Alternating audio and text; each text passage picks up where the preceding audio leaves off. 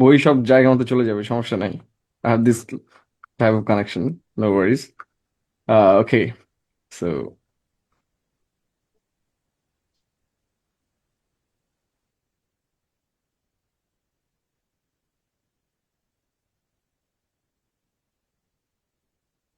বলেন তো, বাংলাদেশে জেলের ভেতরে একটা ব্যান্ড আছে যে ব্যান্ড খুবই ফেমাস, এবং আপনারা জানেন কিনা জানি না। তাদের অসাধারণ সব গান আছে জেলের ভেতর থেকে গাওয়া গান, যেগুলো এখন খুবই ফেমাস। আই মিন, সারিয়ালিজমের জগতের গান। কাকতাল ব্রান্ড, রাইট?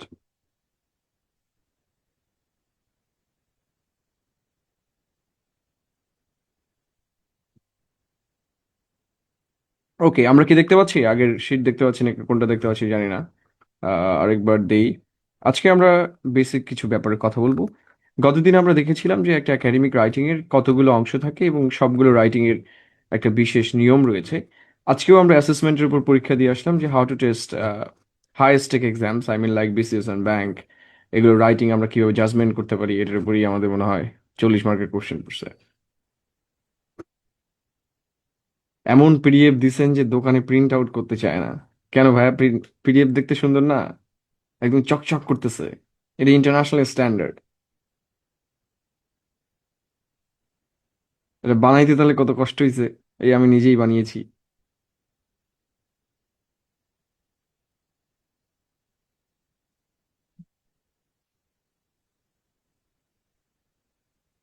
ওকে,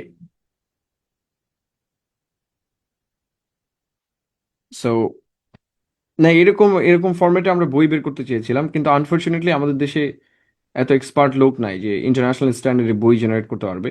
কারণ এই বইগুলোতে আপনার অ্যাডোবি ইলাস্ট্রেটর ইউজ করতে হয়, আই মিন এরকম পেজ ক্রিয়েট করতে। সো এটা খুবই টাফ। আই মিন ধরেন একটা বানান ভুল হলো কোনো পেজে, তো এটার ওয়ার্ডে যেমন ইজিলি এডিট করা যায়, ইলাস্ট্রেটর বা অন্যান্য অ্যাপে এটা করা যায় না। আপনারা যারা এক্সপার্ট আছেন এই ফিল্ডে তারা জানেন। সো অনেক ঝামেলা আর কি।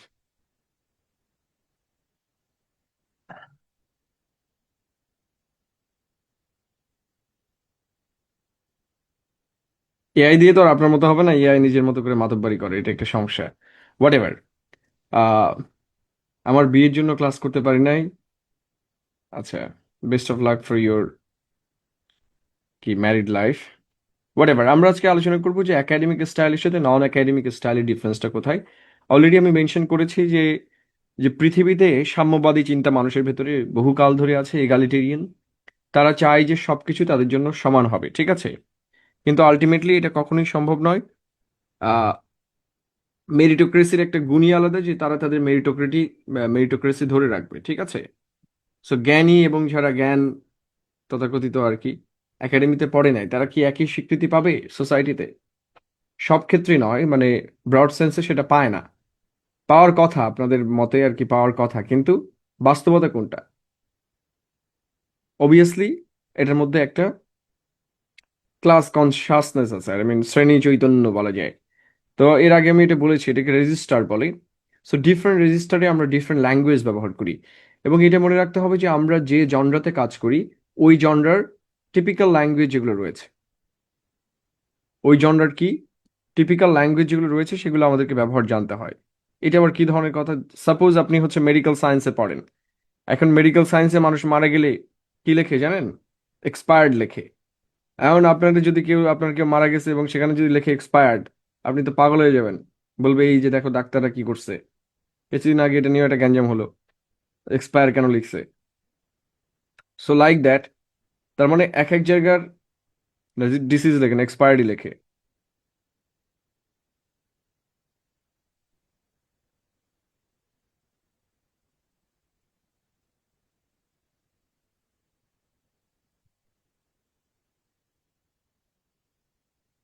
ঠিক আছে? সো এক এক জনরাতে এক এক ধরনের ফর্মাল ল্যাঙ্গুয়েজ ব্যবহার করা হয়। সো আপনি যখনই কোনো জনরাতে লিখবেন, আপনাকে মনে রাখতে হবে ওইটার যে টেকনিক্যাল ল্যাঙ্গুয়েজ আছে সেটার সাথে পরিচিত হতে হবে। ঠিক কেন হতে হবে? কারণ এটাই হচ্ছে একাডেমিক ল্যাঙ্গুয়েজের রুল। আপনারা কেউ সলিমুল্লাহ খানের বই পড়েছেন কিনা জানি না, কেউ পড়ে থাকলে আমাকে একটু বলতে পারেন যে আপনারা কেউ সলিমুল্লাহ খানের বই পড়ছেন কিনা ever in your life. I mean ওনার অনেকগুলো বই পাওয়া যায়, বা তার কোনো প্রবন্ধ যদি পড়ে থাকেন। উনি প্রমিত বাংলায় লেখেন, প্রমিত সাধু বাংলায়। এখন আপনার প্রশ্ন হতে পারে যে উনি কেন প্রমিত সাধু বাংলা লিখতে যান, উনি 2025 সালে বসে প্রমিত সাধু বাংলায় লেখার উদ্দেশ্য কি? এই উদ্দেশ্য সম্পর্কে উনি ওনার বইয়ে একটা ভূমিকা লিখেছেন, এবং সেই ভূমিকাতে উনি বলেন যে উনি লেখক নন, উনি লেখিকা। কারণ আপনারা জানেন যে পাঠক এবং পাঠিকা, পুস্তক এবং পুস্তিকা এর মধ্যে ডিফারেন্স কি? পুস্তকের এবং পুস্তিকার মধ্যে ডিফারেন্স কি?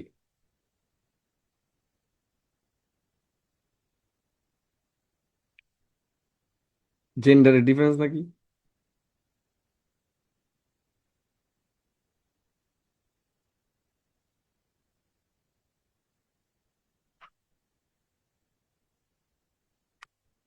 এটার একটা মজার একটা ইনফরমেশন আছে।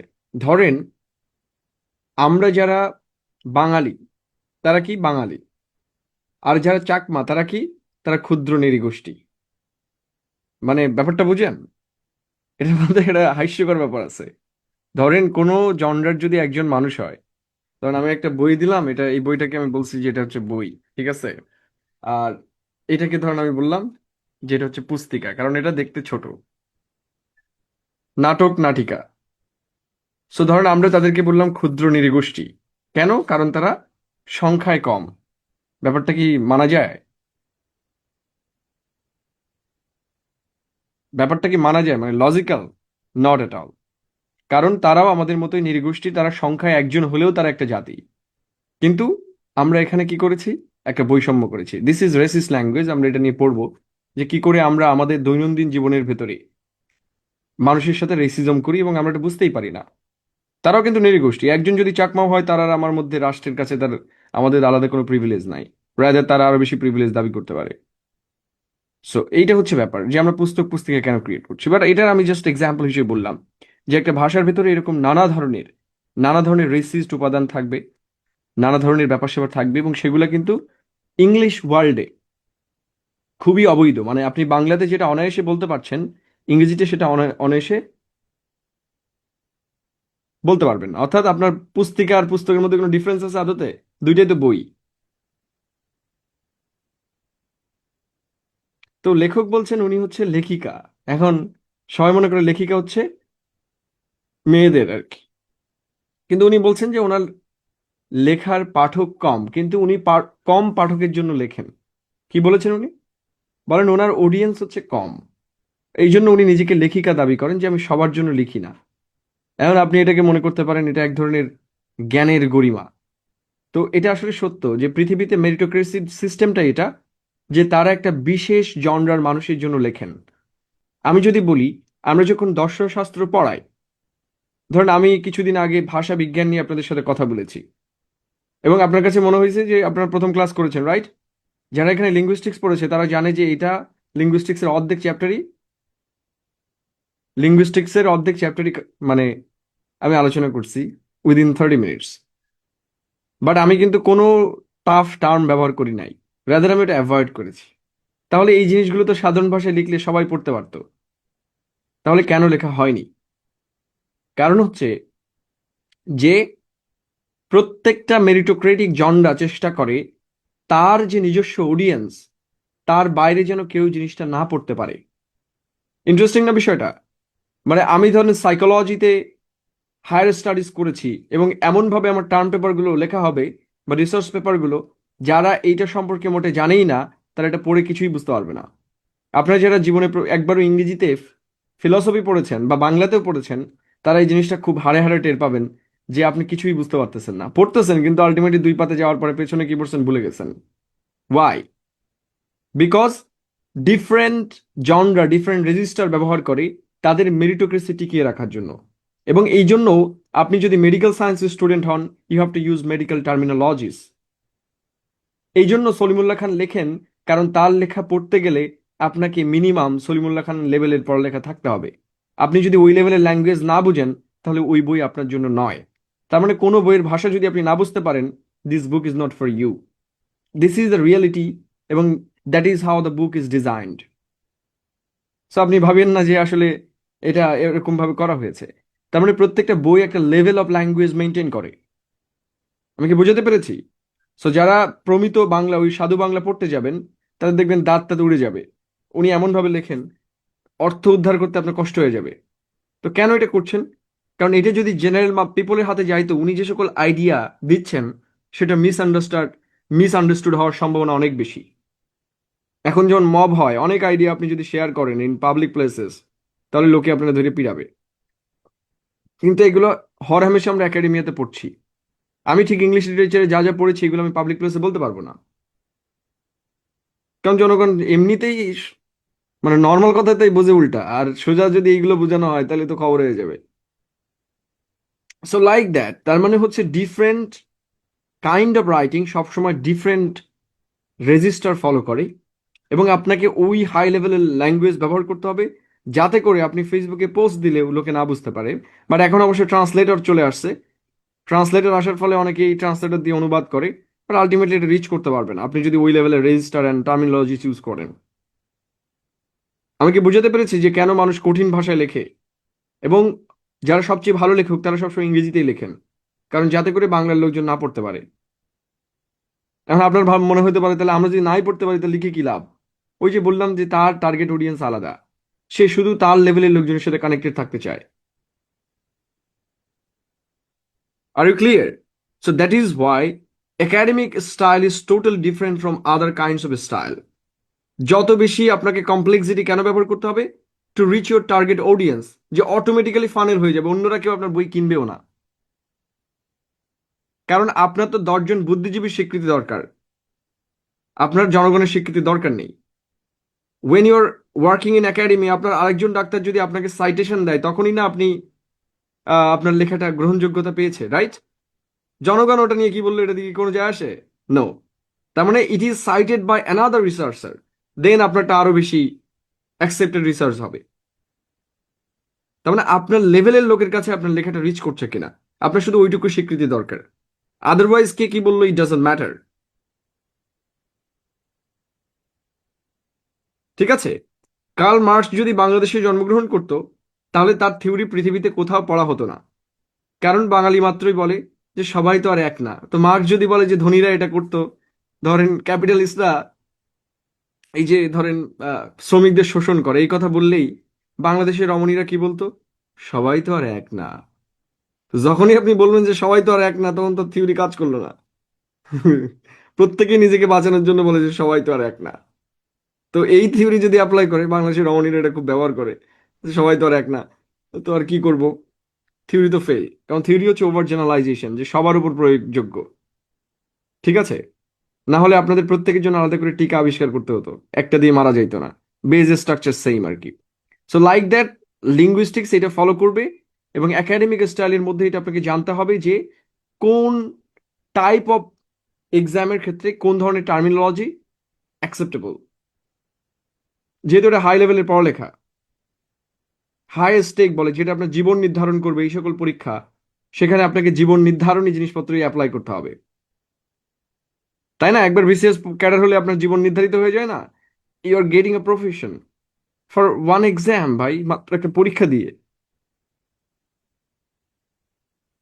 ওকে, whatever. So formal academic style and informal style, আমি অলরেডি বলেছি যে what is the difference between the two. Formal academic style is totally academic proficiency. I mean আমরা যত লেভেলের ইংলিশ এক্সাম দিব সবই academic proficiency. Nobody will ask you to give authentic test.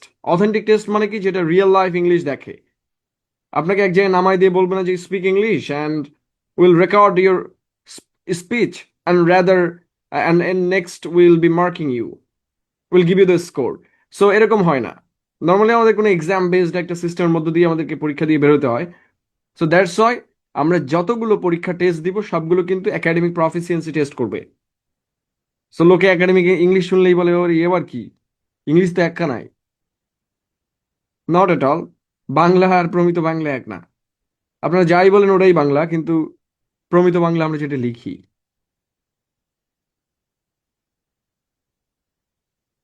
ঠিক আছে? তো ফর্মাল একাডেমিক রাইটিং বিশেষ কিছু নিয়ম মেনটেন করে। এর বাইরেও আমি বলেছি সবচেয়ে বেশি তারা যেটা ফলো করে সেটা হচ্ছে রেজিস্টার।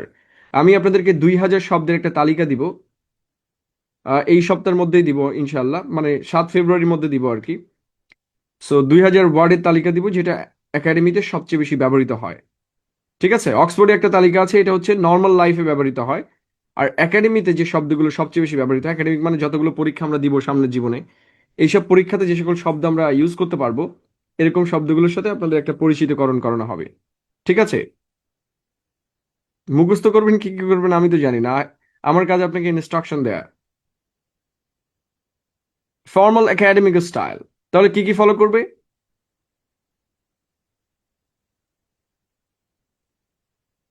হোয়াট? আমার কি দ্বিতীয় শীট দেখা যায়?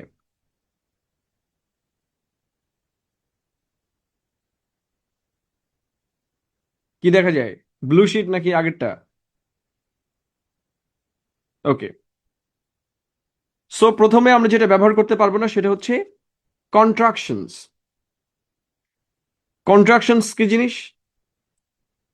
এটা নিয়েও আমি একটা ভিডিও বানিয়েছি, আপনাদেরকে লিঙ্ক দিয়েছি কিনা জানি না, বাট আগেও বলছি যে কন্ট্রাকশনস হচ্ছে দুইটি পাশাপাশি শব্দের একীভূত রূপ। মানে দুইটা পাশাপাশি আমরা ওয়ার্ডকে একসাথে রূপান্তর যদি করি, তাহলে সেটাকে বলে কন্ট্রাকশনস। ঠিক আছে? Contraction is not always short form, but it is contraction. So আমরা যেটা করব, দুইটা শব্দ যদি পাশাপাশি বসে, অর্থাৎ একটা ভার্ব এবং একটা অক্সিলারি, আমরা দুইটা মিলে অথবা একটা নট মিলে যদি আমরা এরকম সংক্ষিপ্ত রূপ ব্যবহার করি, তাহলে এটাকে আমরা বলি কন্ট্রাকশনস। কন্ট্রাকশনস তৈরি করা হয় কথার ভেতরে সামঞ্জস্যতা তৈরি করার জন্য। আমরা যখন বাংলা টানা বলি তখন কিন্তু আমাদের অ্যাকসেন্ট সবসময় রিদম ঠিক থাকে না। আপনি যতই ভালো বাংলা বলেন না কেন, যখন আপনি উচ্চারণ করবেন টানা, কোনো না কোনো জায়গায় আপনার ত ধাও হয়ে যাবে। ঠিক আছে? আপনারা একদিন একটু নিজের বাংলা রেকর্ড করে দেখবেন যে আমরা যখন বলি স্কুল বন্ধ হয়ে গেছে, এখানে কোনো ভুল আছে?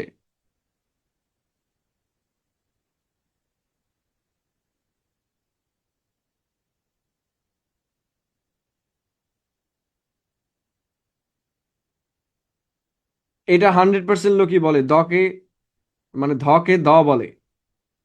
সন্ধ্যা, সন্ধ্যায় এসো, কিন্তু শব্দটা হচ্ছে সন্ধ্যা। অর্থাৎ আমাদের বাংলায় আমরা যেটা উচ্চারণ পারি না, আমাদের সবচেয়ে বড় সমস্যা হচ্ছে হোয়াট? অল্প প্রাণকে মহাপ্রাণ বানানো এবং মহাপ্রাণকে অল্প প্রাণ বানানো। লেখা যাদের ছোট লাগছে হাত দিয়ে টান দেন, স্লাইডের চেয়ে বড় লেখা যায় না। হোয়াট এভার, এই যে টান দিলে আপনি পাবেন, নিজের হাত দিয়ে টান দিলে এটা বড় হয়ে যাবে। ওকে, আপনার মোবাইলে আপনি করতে পারবেন এটা এখনই। সো এটা হচ্ছে অল্প প্রাণ মহাপ্রাণ হয়ে যায়। আপনারা নিজের ভাষায় বলে দেখেন, আপনাদের প্রত্যেকটা ধ্বনির ভেতরে যেখানে অল্প প্রাণ হওয়ার কথা সেখানে মহাপ্রাণ হয়ে যায়, মহাপ্রাণের জায়গায় অল্প প্রাণ হয়ে যায়। অর্থাৎ দ হচ্ছে অল্প প্রাণ এবং ধ হচ্ছে মহাপ্রাণ। সন্ধ্যা, তুমি সন্ধ্যারো মেঘমালা, কিন্তু বাঙালি বলে যে তুমি সন্ধ্যারো সন্ধ্যা। হ্যাঁ, স্কুল বন্ধ, বাট শব্দটা স্কুল বন্ধ, লাইক দ্যাট। সো কন্ট্রাকশনস হচ্ছে যে এরকম উচ্চারণের সুবিধার্থে আমরা যখন উচ্চারণ করি তখন আমরা এরকম ভুল করি, কিন্তু সেটা আমাদের মনেই হয় না যে এটা ভুল হয়ে গেছে। তো এই জন্য আমাদের কন্ট্রাকশনস স্পোকেন ইংরেজির জন্য তৈরি করা হয়। কখনোই রিটেন ইংলিশে কন্ট্রাকশনস ব্যবহার করা যাবে না। কিন্তু আমরা যদি 100 খাতা দেখি, তার মধ্যে 90টার ভেতরে এই সমস্যা আমরা দেখতে পাই যে তারা কন্ট্রাকশনস ব্যবহার করেছে। জীবনে একবারও অবশ্য একাডেমিক রাইটিং এর কনসেপ্ট তাদের জানাই নাই, তো তারা বুঝবে কি করে? এটা অবশ্য তাদের দোষ না।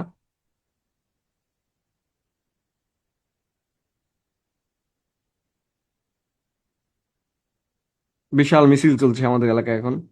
আহ ওকে, শোনা যায়? আপনারা শুনতে পান?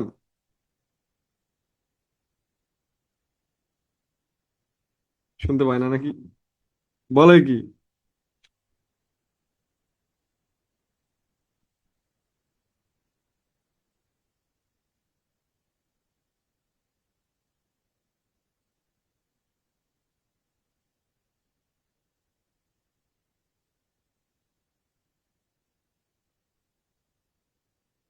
তো আপনারা কেউ মিছিল মিছিলে যান না? ছোটবেলায় আমরা মিছিলে যাইতাম, 3 দলেরই মিছিলে গেছি জীবনে। আমরা যখন 1 2 তে পড়তাম তখন ইলেকশন হয়েছিল, ঠিক আছে? কি উঠছে পাখি দিচ্ছে ডাক, অমুক প্রতীক জিতে যাক, এইসব স্লোগান টান দিলে মুড়ি টুড়ি খাওয়াইতো। এই জীবন আপনারা পাবেন না। আমরা যখন ছোট ছিলাম এগুলো খুবই করছি। এখন তো অবশ্য মানিজ্যতের ব্যাপার, মিছিলে গেলে মাইর দিতে পারে লোকে।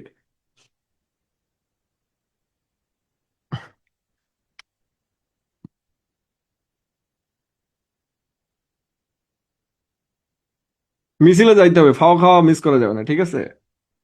অবশ্যই বড় বয়সে যাবেন না, যাদের 18+ তাদের যাওয়ার দরকার নেই। দেন নিচে যারা আছে ওরা তো ভোট দিতে পারবে না, সো ওকে। সো আমরা কি করব? আমরা ছোটবেলাতে এই যে ডিডেন্ট, এগুলো কিন্তু আমরা রাইটিং এ অহরহ ব্যবহার করি। আপনার কাছে মনে হয় যে এটা কোনো অসুবিধা নেই, ঠিক আছে? কারোর কাছে জিজ্ঞাসা করা যায় না যে আপনি কাকে ভোট দিবেন, এটা অনৈতিক প্রশ্ন, ঠিক আছে? আপনাকে জানতে হবে, এতদিন ধরে পড়াচ্ছি, যে কাকে কিভাবে কি প্রশ্ন করতে হয়। আমাকে জিজ্ঞেস করলে হবে আপনি কাকে ভালোবাসেন, এই ধরনের প্রশ্নও করা যাবে না, একান্ত ব্যক্তিগত। তবে এখানে নাকি একজন, আমার আসলে একজন সুন্দরী মহিলা দাঁড়িয়েছেন, তার নাম কি যেন, কে কমেন্ট করছে, মেঘনা আলম। বাবরে, সে মুকুট পরে ঘুরছে। তো ভাবছি যে ভোটটা তাকেও দেওয়া যায় কিনা, হোয়াটএভার। আফটার অল আমরা English literature student, we appreciate beauty, right? Beauty over everything. So use did not instead of didn't. Okay, এই শীট প্রিন্ট করা লাগবে না ভাই, ওই যে আপনারা যে শীটটা প্রিন্ট করছেন না, ওটার ভেতরে সবই আছে। এটা ওই শীটটাই আবার এখানে নিয়ে আসা হয়েছে একটু এক্সপ্লেন করে, ওকে? যারা শুধু ইন্ট্রোটা প্রিন্ট করছেন, এটা প্রিন্ট করা লাগবে না, এটা জাস্ট দেখানো হয়েছে আর কি। তাহলে আমরা কি কখনোই পরীক্ষাতে ডিডেন্ট লিখতে পারবো না? পরীক্ষাতে আমরা কি করতে পারবো না? ডিডেন্ট লিখতে পারবো না। কি লিখতে হবে আমাদের? Did not. এটা মনে থাকবে, একদম ছোট্ট একটা সমস্যা, কিন্তু আমরা সবাই ফেস করি। একটা জিনিস মনে রাখবেন, যে কোনো ধরনের রাইটিং এ, একাডেমিক রাইটিং মানে কোনো পরীক্ষার লেখাতে সংক্ষিপ্ত রূপ লেখা যাবে না, কন্ট্রাকশনস লেখা যাবে না। আমরা সংক্ষিপ্ত বললে অন্যরকম হয়ে যায়। কন্ট্রাকশনস কি? ভার্বের শর্ট ফর্ম লেখা যাবে না। কি বলেছি? কোনো পরীক্ষাতেই ভার্বের শর্ট ফর্ম লেখা যাবে না। কোনো পরীক্ষাতেই ভার্বের শর্ট ফর্ম লেখা যাবে না, এটা বারবার বলতেছি। এটা ভুল করলে প্রত্যেকটার জন্য 1 নাম্বার করে কাটা। নো, ইটসও লিখতে পারবেন না, ইটস মুখে বলার জন্য ইট ইজ লিখতে হবে। এই যে এখানে লিখে দিয়েছি, ঠিক আছে? Contractions are totally forbidden in academic writing, okay? তো ফর্মাল একাডেমিক স্টাইলে বলা হচ্ছে যে নো কন্ট্রাকশনস, ঠিক আছে? No contractions allowed. আপনি যে কোন বইয়ের কথা বলছেন আমি জানি না ভাইয়া, বাংলাদেশের বইয়ের কথা আমি বলতে পারবো না, but totally forbidden in academic writing, okay? So academic writing এর ভেতরে ইনফর্মাল রাইটিংও আছে, যদি আপনি লেটার লেখেন সেক্ষেত্রে এটা ব্যবহার করা যাবে। যেমন আপনি আপনার বন্ধুর কাছে যদি চিঠি পাঠান, এটা অবশ্যই ইনফর্মাল কনটেক্সট। কিন্তু ফর্মাল একাডেমিক রাইটিং, যেমন ক্যান্ট লেখার জন্য কেউতে আমার ফ্রেন্ডের 4 মার্ক কেটে দিছিল, ওই যে একাডেমিক রাইটিং ভায়োলেশন হয়েছে। সো মাস্টারের উপর মাতব্বরি করলে পরীক্ষায় কিন্তু কট খাবেন, যাই করেন না কেন, ঠিক আছে? কোন বইয়ে কি লেখা আছে I don't care, but this is the rule. Text বই তো থাকবেই। আমি বলেছি যে টেক্সট বইয়ে 4টা স্কিলকে কাভার দেওয়া হয়, ঠিক আছে? টেক্সট বই কিন্তু ইনফর্মাল স্টাইলে লেখা হয়, নট ইনফর্মাল স্টাইল, ওকে? এবার বলি, কন্ট্রাকশনস এন্ড অ্যাব্রিভিয়েশনের মধ্যে ডিফারেন্সটা কোথায়? কন্ট্রাকশনস এন্ড অ্যাব্রিভিয়েশনের ভেতরে ডিফারেন্স কোথায়? টেক্সট বইয়ের সাথে কিছু মিলালে হবে না। টেক্সট বইয়ে 4টা স্কিল থাকে, লিসেনিং, স্পিকিং, রিডিং, রাইটিং, সবটা কভার দেওয়া হয়। ফলে টেক্সট বই এক এক সময় এক এক ফরম্যাট অনুসরণ করে। ইভেন একটা বইয়ের ভেতরে 4টা ফরম্যাট থাকে। সো এটা যারা ডিজাইন করে তারা বলতে পারবে। কিন্তু আপনারা কখনোই এস এর ভেতরে কন্ট্রাকশন ব্যবহার করতে পারবেন না। কি একটা শুরু করছে রে ভাই! শব্দ শুনতে পান আপনারা? পালাই যাওয়ার মতো হয়েছে এলাকা থেকে, ব্যান্ড পার্টি দিয়ে চলতেছে।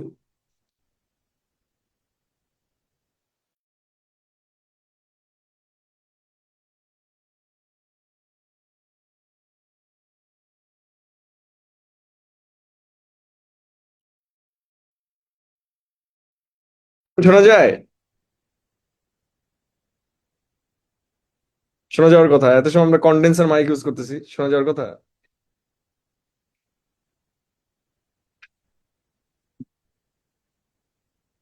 রাইট।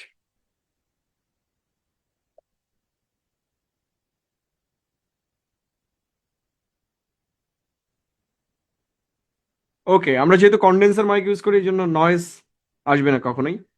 কিন্তু আমার এদিকে উল্টা পাল্টা অবস্থা হয়েছে, এদিকে বোম পড়লেও শব্দ হবে না, দ্যাটস দ্য প্রবলেম। ওকে, তাহলে এই জিনিসটা মনে রাখতে হবে। রাইট। সো টেক্সট বইয়ের সাথে তুলনা করলে হবে না, ঠিক আছে? ইন ইউর একাডেমিক রাইটিং মানে এসে রাইটিং, প্যারাগ্রাফ রাইটিং, এগুলো একাডেমিক রাইটিং এর পার্ট। এখানে কন্ট্রাকশনস ইউজ করা যাবে না, ঠিক আছে? এবং বইয়ে যেটা লেখা থাকে সেটা হচ্ছে যে you can ask your professor whether you can write or not, এই বিষয়ে আর কি। এটাতে সব জায়গায় নোট লেখা থাকে যে you can ask your professor whether he or she will accept contractions in the examination. But আইএলসে এবং ইন্টারন্যাশনাল এক্সাম টোয়েফেলে বা এসএটিতে কখনোই ইউজ করা যাবে না, কারণ এটা officially forbidden. R you clear? So you can right if your teacher approves it, but you can't right in the international exam system. So কখনোই এটা ইউজ করা যাবে না ইনফর্মাল রাইটিং, বিকজ এটা স্পোকেন ম্যাটেরিয়াল। স্পোকেনের জন্য এই সুবিধা তৈরি করা হয়েছে। আমরা এটাকে বলি ধ্বনির পরিবর্তন। আপনারা বাংলাতে এই ধ্বনির পরিবর্তন দেখবেন, পাশাপাশি দুইটা শব্দ একসাথে মিলে ধ্বনির পরিবর্তন করে। তখন কিন্তু ওই যে সন্ধ্যা বললেও অসুবিধা নাই, খুব শুনতে একেবারে বাজে লাগে না, কারণ আমরা এটা বুঝতেই পারি না যে আমি দ না ধ বলছি, কথার ভেতরে তো বলেছে এই কারণে। কিন্তু লেখার সময় তো আপনি দ মানে ধ দিয়েই লেখেন, তাই না? আমি এটা বুঝাতে চেয়েছি যে কেন আমরা সন্ধ্যা বলি কিন্তু লেখার সময় ঠিকই সন্ধ্যা লিখি। So that's the problem. So দেখেন, formal academic writing, no contractions. More professional appearance, clearer expression, appropriate for academic writing. And informal style uses shortened forms of words. Didn't, deb, its, more conversational tone, common in everyday communication, reflects natural speech patterns. So whenever we have any conversation with any people, we normally use informal style. That's why we use contractions. But contractions এর সাথে কখনোই অ্যাব্রিভিয়েশনকে মেলানো যাবে না। Abbreviation হচ্ছে কোনো একটা বড় নামের সংক্ষিপ্ত রূপ, আর কন্ট্রাকশনস হচ্ছে পাশাপাশি দুটি শব্দের একত্রীকরণ। দুইটা কিন্তু এক জিনিস না। একটা বড় নামকে আপনি ছোট করলেন,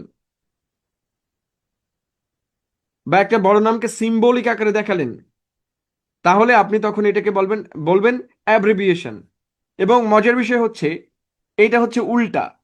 অ্যাব্রিভিয়েশন হচ্ছে একাডেমিক রাইটিং এ ব্যবহৃত হয়, কিন্তু বলার সময় কখনোই অ্যাব্রিভিয়েশন ব্যবহার করা যাবে না।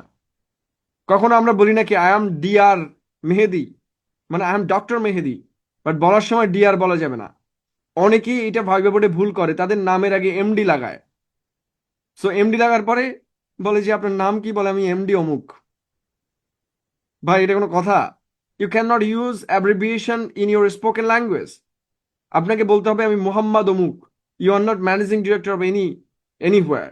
সো আপনি লেখার জন্য, যেহেতু ছোট করে লেখার জন্য আপনি ব্যবহার করেছেন, বাট এটা বলার সময় পূর্ণরূপে বলতে হবে।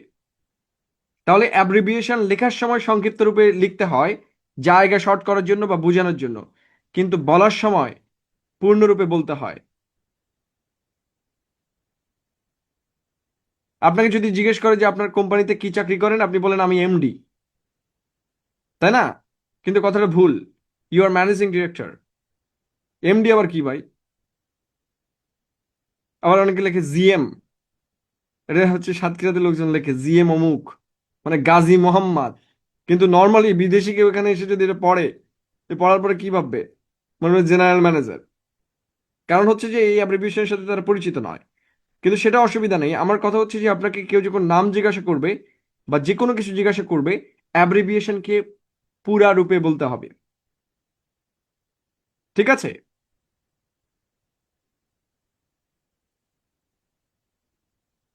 আর ক্লিয়ার?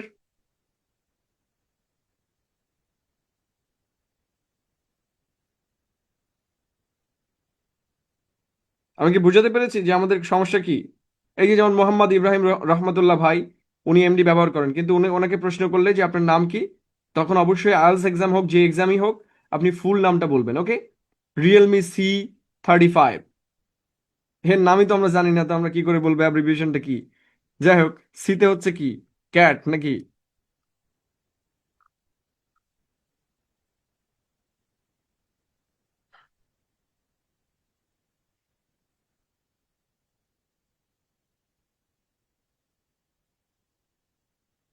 দেন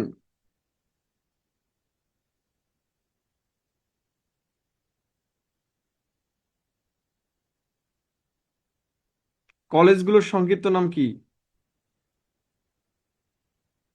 কোন কলেজ ভাই?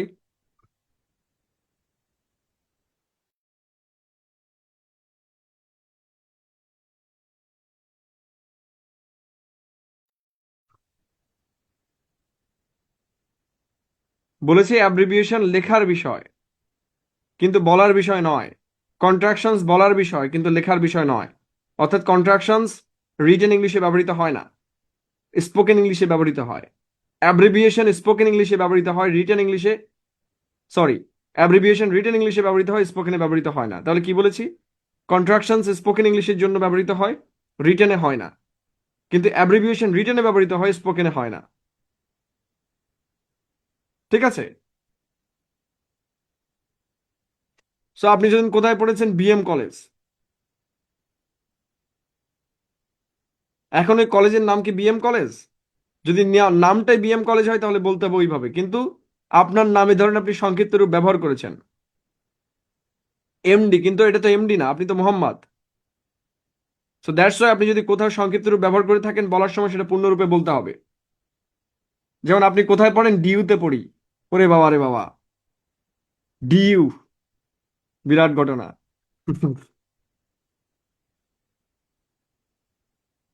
লোকজন বুঝে উল্টাবে। এই যে আর ইউতে পড়ে, অনেকেই বলে এটা, রীতিমতো হাস্যকর। হ্যাঁ, ইউনিভার্সিটি নেমগুলো তো শর্ট নেম ইউজ করে, এটা তো বললাম তো, এটা তো লেখার সময় আপনি ব্যবহার করতে পারবেন, কিন্তু আপনি বলার সময় ঢাকা ইউনিভার্সিটি বলতে হবে। আপনার যদি এইটুকু সময় না থাকে আপনাকে ভাবে বোর্ড থেকে বাইর করে দিবে। এই যে অনেকেই বলে না আমরা হচ্ছে যে, আরে ভাই বুয়েট রং বলছি আমরা কোথাও? আপনাকে যদি কেউ জিজ্ঞাসা করে আপনি কোথায় পড়েন, আপনাকে ফুল আনসার করতে হবে। That is the rule. বুয়েটের বেলায় Bangladesh university of engineering and technology. আপনাকে যদি ভাই বোর্ডে বলে যে আপনি কোথায় পড়েছেন, বুয়েটে পড়ছি, আহা, বললেন একবার। লেখা যাবে কিন্তু বলা যাবে না, আমি বললাম তো এটা।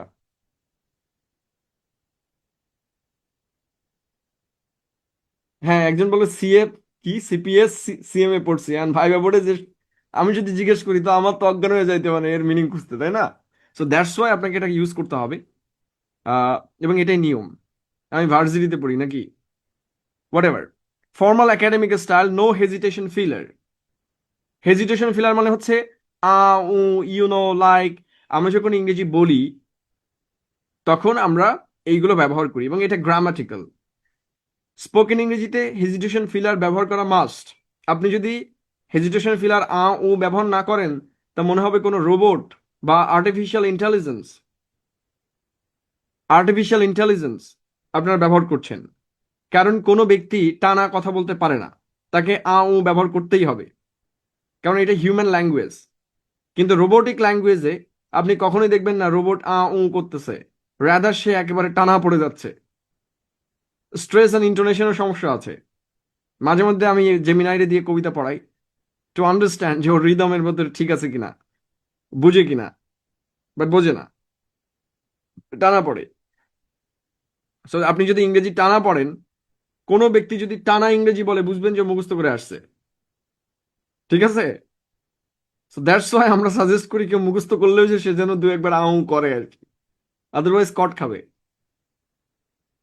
ওকে, রাইট। কেউ যদি না করে তাহলে মুখস্থ করে আসছে এবং পুরাই প্রিপারেশন নিয়ে মুখস্থ করে ওটা সে রিপিট করছে। আমরা যখন ছোটবেলায় মুখস্থ পড়া বলতাম তখন কিন্তু করতাম না, একদম একটানে বলা যেত। সো স্পোকেনের নর্মসটাই হচ্ছে আপনি ফিলার্স ইউজ করবেন। বোঝাতে পেরেছি? কেউ যদি ফিলার্স ইউজ না করে আপনি বুঝবেন যে উনি ওই কনটেক্সটে টেক্সট মুখস্থ করে আসছে, আদারওয়াইজ দেখে দেখে বলতেছে। কোনো একটা ব্যাপার আছে, টেলিপ্রম্পটার। সো যে কোনো কিছু দেখে বলছে। So that is the rule যে আপনি যদি নর্মাল কথা বলেন you have to use hesitation fillers. R you clear? So এই হেজিটেশন ফিলার গুলো কি?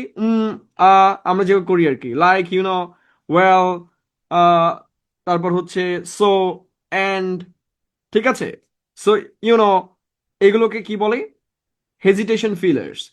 হেজিটেট করা আর কি, মানে আমরা থিঙ্কিং এর জন্য একটা গ্যাপ নেই। So normally in a spoken language আপনি যদি কোথাও পরীক্ষা দিতে যান for speaking test and you don't use any hesitation fillers, It means that you have committed to memory all the context and then reproducing here. So আপনি কিন্তু marks পাবেন না। এই কত জ্বালা দেখেন। কারণ আপনি যদি বলেন যে স্যার ভুল বলতেছেন, না, we are train to do so. আমরা এটা আইডেন্টিফাই করতে পারি যে কে মুখস্থ বলতেছে আর কে বানায় বলতেছে, কে ল্যাঙ্গুয়েজ ইউজার। আর clear? So hesitation fillers you have to use them. হ্যাঁ, রাইট। আম এমডি ফারহান, আপনি ইয়ার বক্তব্য দেখেন নাই? ধরেন মাহাদি হাসান or শশী থারুর, তারা বক্তব্য দেওয়ার সময় দেখবেন সবাই হেজিটেশন ফিলার্স ইউজ করছে। শুধু বাংলাদেশের লোকজন করে না, কারণ এরা মনে করে এটা বলা মানে হচ্ছে ইংরেজি জানে না ও। ঠিক আছে, বলে ওই দেখ স্যার টান দিচ্ছে করে। আমাদের স্যার, একটা স্যার আছে, সে বললাম না একজন টিচার ছিল আর কি, তো সে প্রতি এক শব্দ পর পরে হাউ টু পুট ইট ব্যবহার করে। ঠিক আছে, সে একটু বেশি ইউজ করে। এখন হেজিটেশন ফিলার তো 50টা বলা যাবে না, যে যতটুকু দরকার আর কি। খুব বেশি ব্যবহার করলে আবার খারাপ দেখাবে না। তো এই মুদ্রা দোষের কারণে তার এই তার নামই ওটা দিয়ে দিছে। বোর্ডে একজন লিখে রাখছে যে হাউ টু পুট ইট, পুরো বেঞ্চ গুলোতে এটা লেখা আছে। এখন কি আর করার আছে? কারণ আমরা তো জানি কে তার মুদ্রা দোষ, এটা ইচ্ছা করে করে এমন না, বাট সে এটা বলে ফেলে আর কি। একবার কিছু বললেই হাউ টু পুট ইট। এটা একটা হেজিটেশন ফিলার্স। ওকে, তাহলে হেজিটেশন ফিলার্স আর normal in spoken English and you have to use them in your spoken English. Okay, and this is the grammar of spoken English. হ্যাঁ, YONO বেশি বলবে। So অনেকেই এটা মনে করে যে টিচার কিছু জানে না, এই জন্য ইউনো ইউনো বলতেছে, but these are commons in spoken English.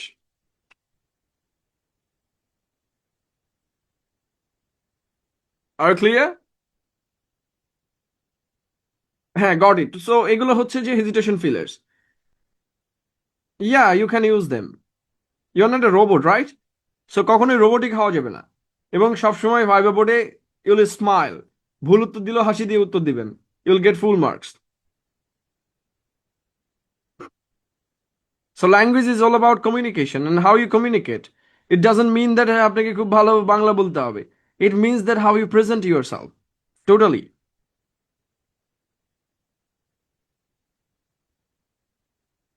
Okay? তাহলে no hesitation fillers are used in academic writing, but they are used in informal style in spoken English. এবং they are mandatory for spoken English. ঠিক আছে? এখন এগুলো তো আমি বললামই যে আমাদের দেশের লোক মনে করে ইউনো বলা মানে হচ্ছে ও ইংরেজি জানে না, ও বারবার ভুলে যাচ্ছে। আদতে কিন্তু এটাই হচ্ছে রুল, যে you have to use them in informal spoken English. ওকে,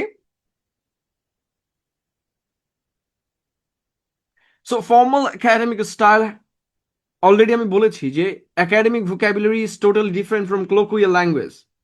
আমি ক্লোকুয়াল ল্যাঙ্গুয়েজ বলতে কি বলি, যে ল্যাঙ্গুয়েজগুলো আমরা দৈনন্দিন জীবনে ব্যবহার করি। যেমন হচ্ছে যে কলকাতার লোকজন ব্যবহার করে উড়িয়ে সালা, সবকিছুতে তারা ব্যবহার করে। তো আমরা অনেকগুলো ফিলার্স ব্যবহার করি, নানা ধরনের টার্মিনোলজি ব্যবহার করি, লাইক লে ম্যাও নাকি আই ম্যাও এরকম। যারা জেনজি আছে তাদের ডিফারেন্ট ল্যাঙ্গুয়েজ কোড আছে, যদিও আমিও Gen Z, but I do little understand them. কিন্তু আছে এই সকল শব্দ এখানে ব্যবহার করা যাবে না। একাডেমিকে প্রিসাইজ ল্যাঙ্গুয়েজ অ্যাবিলিটি থাকতে হবে।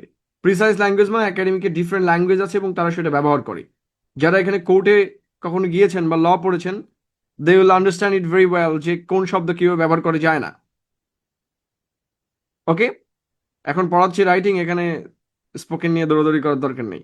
আমি জাস্ট মেনশন করেছি the differences between academic and non academic situations. Yeah, academic শব্দ নন একাডেমিক শব্দ একসাথে পাবেন এরকম বই হচ্ছে dictionary, Oxford English to Bangla dictionary, অক্সফোর্ডের অরিজিনাল যেটা এখানে পাবেন, অথবা Oxford English to English dictionary এখানে পাবেন।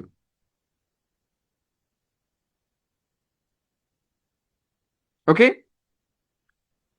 সো আমি বলেছি কোথাও যদি হেজিটেশন ফিলার্স না থাকে এর মানে সে মুখস্থ করে বলতেছে ইংরেজি। ওকে, জাস্ট আন্ডারস্ট্যান্ড ইট। বাট আপনি যদি বলেন কোনো ভিডিওতে, লোকে বলবে এত টান দেয় কেন করে। So this are the things. Formal academic style formal vocabulary, আমি বলেছি formal vocabulary is totally different from informal vocabularies. তো ডিকশনারিতে দুই ধরনের শব্দ থাকে, একটা হচ্ছে আমরা যেটা মুখে বলি এবং আমরা ঠিক একই জিনিস সবসময় লিখি না। ঠিক আছে, যেমন আমরা হচ্ছে বৃদ্ধ বলি, কিন্তু যারা ভালো বাংলা বলেন তারা প্রৌঢ় বলেন। আজকে আমি কার জন্য একটা বক্তৃতা শুনছিলাম, উনি প্রৌঢ় শব্দটা যখন ব্যবহার করছে এত সুন্দর লাগতেছিল শুনতে, যে যারা বয়সে আমাদের প্রৌঢ় তারাই জিনিসটা এইভাবে ব্যবহার করেন। So this is totally different. So use precise academic language, use conduct instead of carry out. So normally আমরা please carry on, please go on এরকম শব্দ ব্যবহার করি। এগুলো হচ্ছে নর্মালি ইনফর্মাল সিচুয়েশনে ব্যবহার করা হয়, বাট ফর্মালি এগুলো কখনোই রিসার্চ পেপারে ব্যবহার করা হয় না। রিসার্চ পেপারে কখনোই ক্যারি আউট শব্দ দেখবেন না টোটালি, কিন্তু ক্যারি আউট খুবই গুরুত্বপূর্ণ শব্দ। ঠিক আছে, সো ফর্মাল রিটেন এবং ইনফর্মাল রিটেন ইংলিশ কিন্তু একই জিনিস নয়। এখন আপনাদের অনেকেই আমাকে বলবে যে আমরা লিখতেই পারি না আর এগুলো জেনে আমাদের কি হবে, বাট কিছু করার নেই, you have to learn it. Okay, so use precise academic language, conduct instead of carry out. এখন বলেন আমরা এই লিস্ট কোথায় পাবো? আমি অলরেডি বলেছি, আমি আপনাদেরকে 2000 শব্দের একটা তালিকা দিব যেটা একাডেমিতে সর্বোচ্চ ব্যবহৃত হয়। মানে এগুলো জানলে আপনি মানে যে কোনো ধরনের পরীক্ষাতে খুব সুন্দর করে লিখতে পারবেন, লাইক দ্য এক্সামিনেশন। হ্যাঁ, ডায়লগ কি? বাংলাদেশে স্পোকেন ইংলিশ পরীক্ষা হয় কিন্তু লিখিত মাধ্যমে, এটা হচ্ছে বাংলাদেশে সম্ভব, এই জন্য ডায়লগ দেওয়া হয়, বলে রাইট এ ডায়লগ। মানে ক্যান ইউ ইমাজিন যে একটা দেশে স্পোকেন ইংলিশ টেস্ট পরীক্ষা হচ্ছে, সেটা হচ্ছে রিটেন মাধ্যমে। তো কি করে পরীক্ষা নেবে? তার বলে যে write a dialogue between you and your friend on অমুক তমুক। সো স্পোকেন টেস্ট নেওয়ার মতো আমাদের আসলে ফিনান্সিয়াল ক্যাপাবিলিটিস অ্যান্ড কি বলা যায় আমাদের যে অ্যাক্সেসরিজ লাগবে, ফ্যাসিলিটিস, সেটা নাই। তো যার কারণে স্পোকেন ইংলিশ পরীক্ষা হয় রিটেন মাধ্যমে। এই যে রাইট এ ডায়ালগ আপনারা লেখেন, ওটা আসলে স্পোকেন টেস্ট আর কি। আর ক্লিয়ার, বিসিএস এ ডায়ালগ নাই।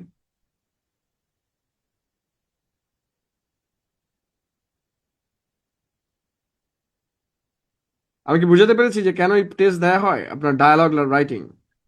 সো স্পোকেন ইংলিশ আমরা পরীক্ষা দিই রিটেন মাধ্যমে, একটা অসাধারণ পদ্ধতি। রাইট, বিসিএস এ স্পোকেন ইংলিশ টেস্ট হয় ভাইবার মধ্য দিয়ে, এটাকে ইন্টারভিউইং বলে। সো এটা রিয়েল লাইফ টেস্ট বলি আমরা, অথেন্টিক টেস্ট, মানে যেটা বাস্তব জীবনে শোনা হয়। So informal style, colloquial language, uses phrasal verbs and casual terms। এখানে যেমন দেয়া আছে যে আমরা কমন বলি যে লুক ইনটু দ্য ম্যাটার, কিন্তু পুলিশ কি ব্যবহার করে? ইনভেস্টিগেশন। আমরা ব্যবহার করি ফাইন্ড আউট, অফিসিয়ালি ব্যবহৃত অ্যাসার্টেন, ইভেন ডেলি স্টার এটা ব্যবহার করে। আমরা বলি শো, বাট একাডেমিক ইংলিশ বলে ডেমনস্ট্রেট। আপনার জীবনে যদি একবার রিসার্চ পেপার পড়ে থাকেন, এই ডেমনস্ট্রেট শব্দের সাথে আপনার পরিচিত। ঠিক আছে,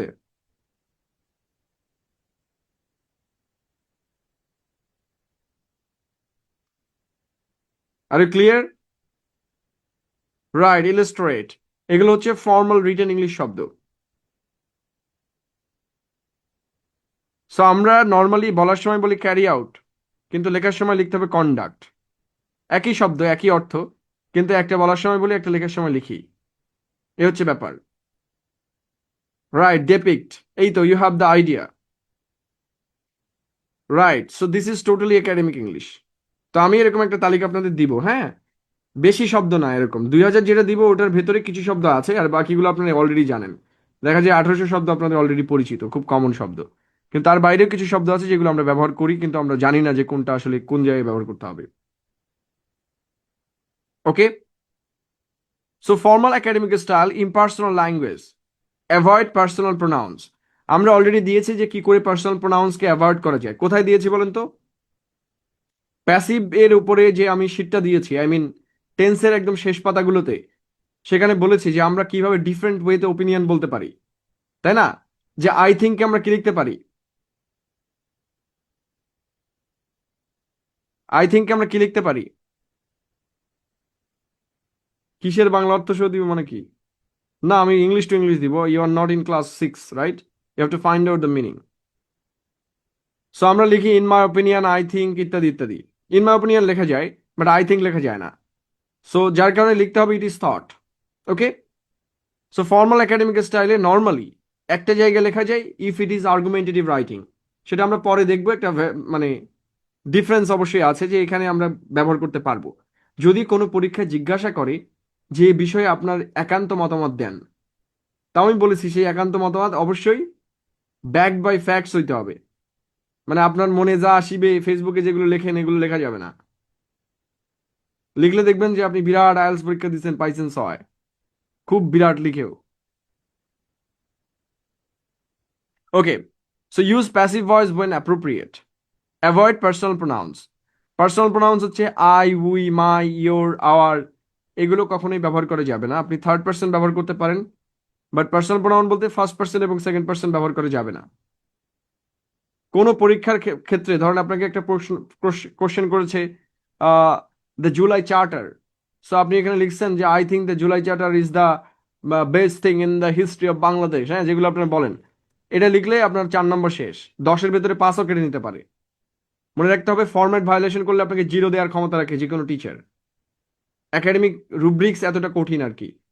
আমি দেখাবো যে কিভাবে একাডেমিতে মার্কিং করা হয়। ওকে। সো একাডেমিক কিছু রুল আছে যেগুলো ভায়োলেট করলে আপনাকে যে কোনো টিচার 0 দেওয়ার ক্ষমতা রাখে।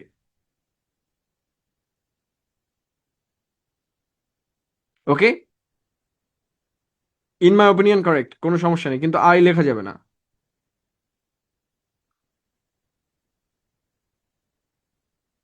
শুধুমাত্র ইন মাই ওপিনিয়ন আপনি কখন লিখতে পারবেন? In argumentative writing, in opinion writing, একটা মাত্র রাইটিং এর ক্ষেত্রে এই জিনিস ভায়োলেশন হবে।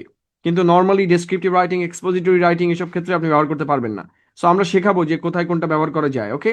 জাস্ট আমরা ওভারঅল জেনে রাখবো হোলিস্টিক্যালি যে নর্মাল সেন্সে একাডেমিক রাইটিং এ আমরা কখনো আই, উই লেখা যায় না।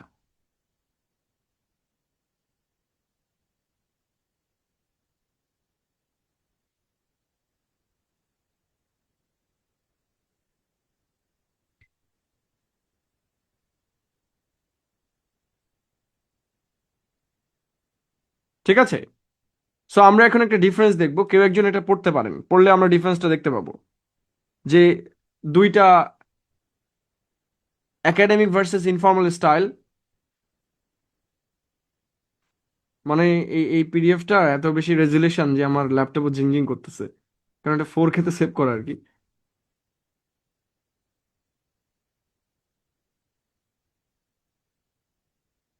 এটা কে পড়তে চান বলেন, আমরা একজনের কাছ থেকে পড়ে শোনাবো আর কি, যাতে আপনারা একটু কানেক্ট ফিল করতে পারেন। Then will take a break. But কে পড়তে চান একটু হাত তোলেন। ইংরেজি ভালো পড়তে পারেন এমন কে আছেন? অ্যাডমিন পারে। অ্যাডমিনটা কি আবার? ভাই আপনি কোথাকার admin?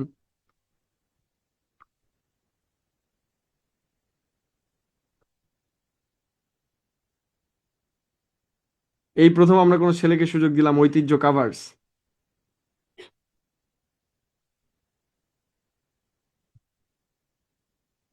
Hello. Hi. Academic style না ইনফরমাল কোনটা পড়তে হবে? একাডেমিক একজন কোন পড়েন, স্টাইল? ইনফর্মাল একজন পড়েন। Alright. Bangladesh, despite contributing merely 0.3% to global greenhouse gas emissions, ranks ninth in the on the 2024 World Risk Index of countries vulnerable to extreme weather and climate impacts. Between 2000 and 2019, the nation experienced economic losses amounting to $3.72 billion and witnessed 185 extreme weather events attributed to climate change. ওকে দেন, আর কি আছে?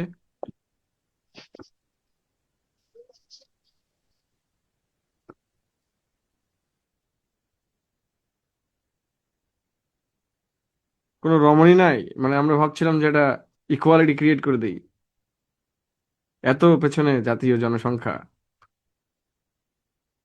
এখন মেয়েদের জনসংখ্যা 1% বেশি কিন্তু দেশে, তারা majority, কিন্তু এত সহজ নয় কবে আমাদের দেশ থেকে বের করে দেয়।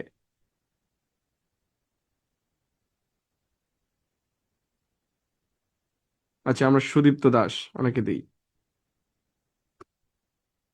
হাত তুলতে হবে পড়তে গেলে, হ্যাঁ, হাত না তুললে আমার সামনে নাম আসে না, what ever. Thank you, sir, first of all. It's pretty crazy when you think about it.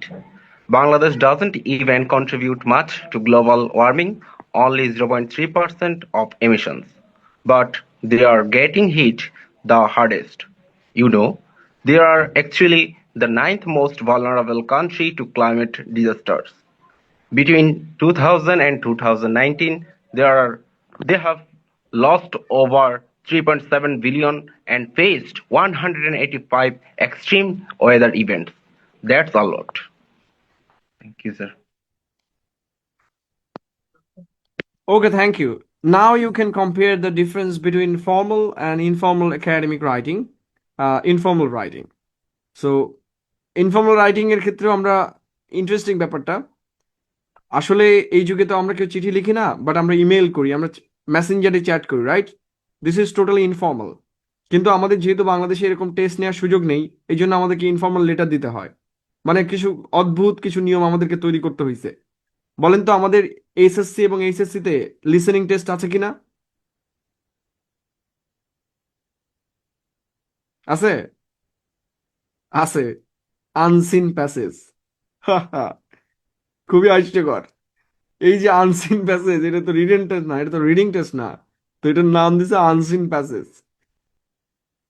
মানে আপনি যারা লিসেনিং দিয়েছেন তারা জানেন একটা প্যাসেজ শোনানো হয় এবং সেটার উপর পরীক্ষা হয়।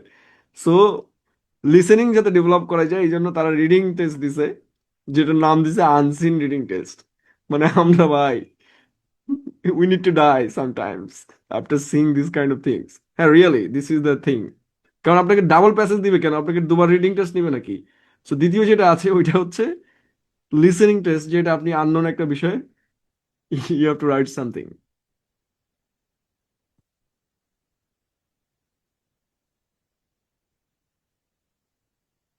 ঠিক আছে, বাংলাদেশে আনসিন আবার কমন পড়ে।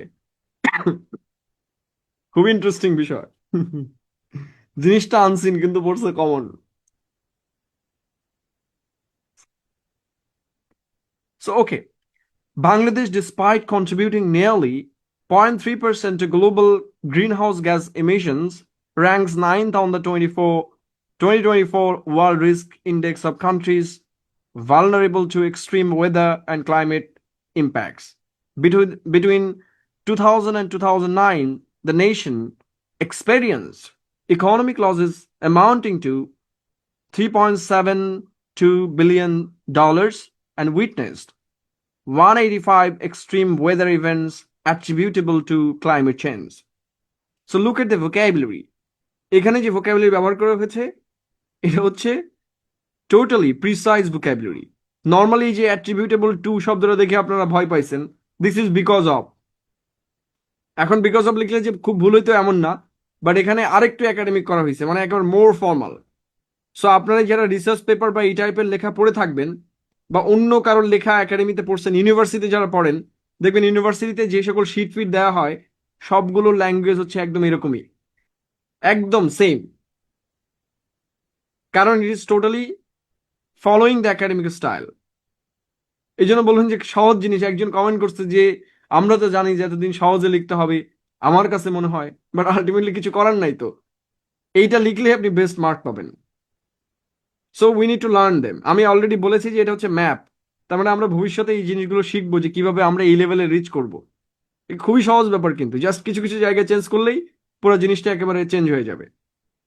সো দেখেন এখানে কোনো কন্ট্রাকশনস নাই, প্রিসাইজ ভোকাবুলারি, ইম্পার্সোনাল ল্যাঙ্গুয়েজ এবং ফর্মাল টোন ব্যবহার করা হয়েছে।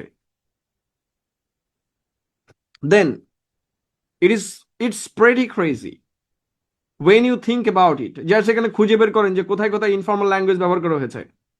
Bangladesh doesn't even contribute much to global warming, only 0.3% of emissions, but they are getting hit the hardest. মানে আমরা সবচেয়ে বেশি হিট হচ্ছে, তাই না, আঘাতপ্রাপ্ত হচ্ছি যখন সিডর আসে, মানে আমরা সবচেয়ে এফেক্টেড, সবচেয়ে বেশি। You know, they are actually the ninth most vulnerable country to climate disasters.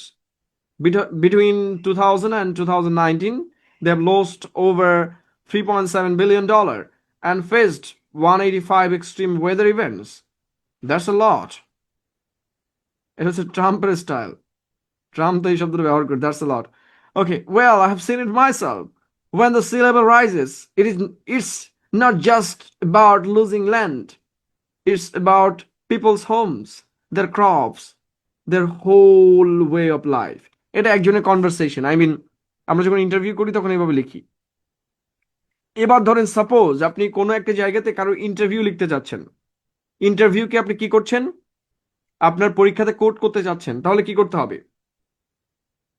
ওটা কিন্তু ইনফর্মাল স্টাইলে হবে, এটা বুঝতে হবে যে আপনি যখন কারো ইন্টারভিউ কোট করছেন ইন ইউর রাইটিং, তার মুখের ভাষা কোট করছেন, তাহলে কি করতে হবে? তখন ইনফর্মাল স্টাইলটা ব্যবহার করতে হবে কোটেশনের ভেতরে, যে অমুক লোক বলেছিলেন, কি বলেছিলেন এক্স্যাক্টলি যেটা বলেছিলেন ওই ল্যাঙ্গুয়েজ ব্যবহার করতে হবে। তখন কিন্তু এটাকে একাডেমিক ট্রান্সফরমেশনে আনার দরকার নেই। কথা ক্লিয়ার? মানে আমাদের একটু ব্রেনটা খাটাইতে হবে যে কখন কোথায় কি করতে হবে। যখন আপনি ডায়লগ লিখবেন তখন তো ডায়লগ তো আসলে ইনফর্মাল ইংলিশ, তো এখানে আপনি কন্ট্রাকশনস ইজিলি ইউজ করতে পারবেন। তখন আবার ক্যান্ট লিখতে লিখতে হবে আর কি, ডায়লগ লেখার সময় ক্যান নট লেখা যাবে না। কিন্তু এসে লেখার সময়, প্যারাগ্রাফ লেখার সময় টোটালি একাডেমিক স্টাইল ফলো করতে হবে। ওকে, সো এর মধ্যে কি কি আছে দেখেন। পার্সোনাল প্রোনাউন আছে, I have seen it myself, I think. So includes hesitation fillers like কি well you know, uses contractions, আমি তো কনস্ট্রাকশন বলে দিলাম একবারে। ওকে, দেশে শুধু কনস্ট্রাকশনের কাজ চলতেছে। Uses contractions, doesn't, they are, colloquial language like pretty crazy, a lot, এগুলো colloquial language, মানে সাধারণত আমরা মৌখিক ভাষা হিসেবে ব্যবহার করি, কখনো লিখিত ফর্মে আমরা এটা ব্যবহার করি না। সো এইটা হচ্ছে ইনফর্মাল এবং ফর্মাল ইংলিশের মধ্যে difference. So thank you very much, দেখা হচ্ছে 10 মিনিট পরে।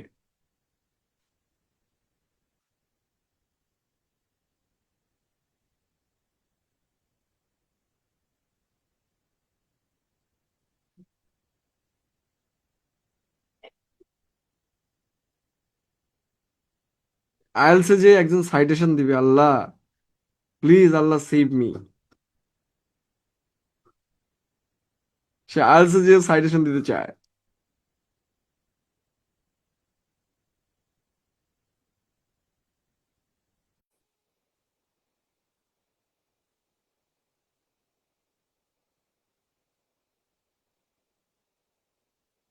নাইস ভয়েস, কার আবার নাইস ভয়েস? ওকে, ঠিক আছে। আমরা দেন হচ্ছে যে একাডেমিক রাইটিং এর আরো একটা গুরুত্বপূর্ণ বিষয় হচ্ছে হিজিং ল্যাঙ্গুয়েজ। কি সুন্দর হয়েছে।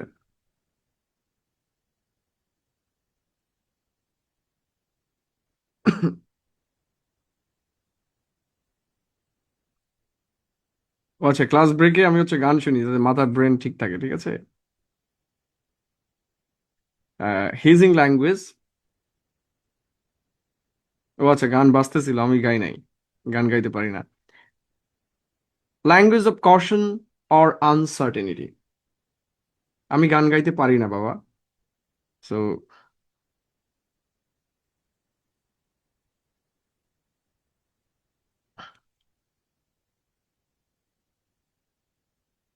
আমার ফ্রেন্ড লিস্টে অনেক বিখ্যাত গায়িকা আছে, তাদের থেকে আলাদা করে আমি গান শুনে নিতে পারি, এই জন্য নিজে আর গাওয়া লাগে না। So language of caution or uncertainty use to express degrees of certainty. তো সাধারণত আমরা যখন একাডেমিক ল্যাঙ্গুয়েজ ব্যবহার করি তখন একাডেমিক ল্যাঙ্গুয়েজ সবসময় কনফিডেন্ট ল্যাঙ্গুয়েজ হয় না। লাইক আমরা যখন লিবারেল আর্টসে পড়ি আর হিউম্যানিটিসে পড়ি, বলেন তো সাবজেক্টের নাম হিউম্যানিটিস কেন হলো?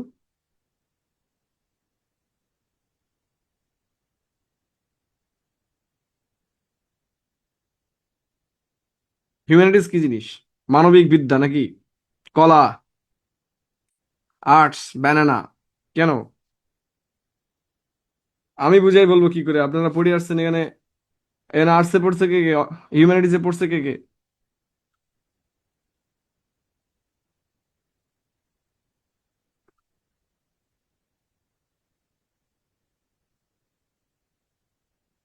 একটা কেউ জানেও না যে হিউম্যানিটিস কেন নাম হইছে।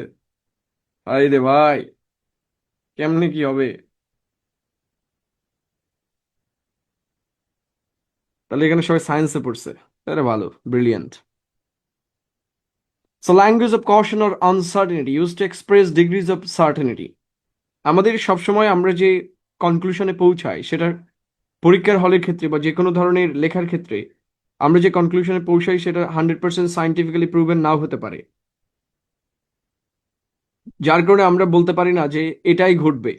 আমরা বলতে পারি এটা ঘটতে পারে, এটা না হলে এটা হতে পারে, এটা না হলে এটা হবে। 100% আমরা কেউ সার্টেন হতে পারি না, right? So we may win, we will win, এরকম আমরা বলতে পারি না। হ্যাঁ, কনফিডেন্ট হতে পারে we shall overcome some day, আমরা করব জয় একদিন। So that's a different thing. But হিউম্যানিটিজের ক্ষেত্রে অথবা লিবারেল আর্টস যেগুলো রয়েছে, যেটাকে আমরা সোশ্যাল সায়েন্স বলি, সেই সোশ্যাল সায়েন্সের ক্ষেত্রে সবসময় হিজিং ল্যাঙ্গুয়েজ ব্যবহার করা হয়। আমরা কখনোই বলবো না যে there is a correlation between money and relationship. So this is not always true. যে সকল জিনিস অলওয়েজ ট্রু না, সেক্ষেত্রে আমরা ল্যাঙ্গুয়েজ অফ আনসার্টেনিটি ব্যবহার করি। ইন্টেলেকচুয়াল অনেস্টি, এই ক্ষেত্রে আমরা আমাদের যে দুর্বলতা আছে, মানে আমরা জ্ঞানের দিক থেকে যে দুর্বল মানুষ হিসেবে, সেটা স্বীকার করে নেওয়া হয়। এটাকে ইন্টেলেকচুয়াল হিউমিলিটি বলে, বা জ্ঞানের বিনয়। আপনারা অনেকেই শুনেছেন যে জ্ঞানী ব্যক্তিরা বিনয়ী হয়। তো জ্ঞানী ব্যক্তিরা কখন বিনয়ী হয়? যখন তারা স্টেটমেন্ট দেয় তখন বিনয়ী হয়। কিন্তু কার সাথে বিনয়ী হয়? যখন তার লেভেলের কারোর সাথে সে নেগোশিয়েট করে।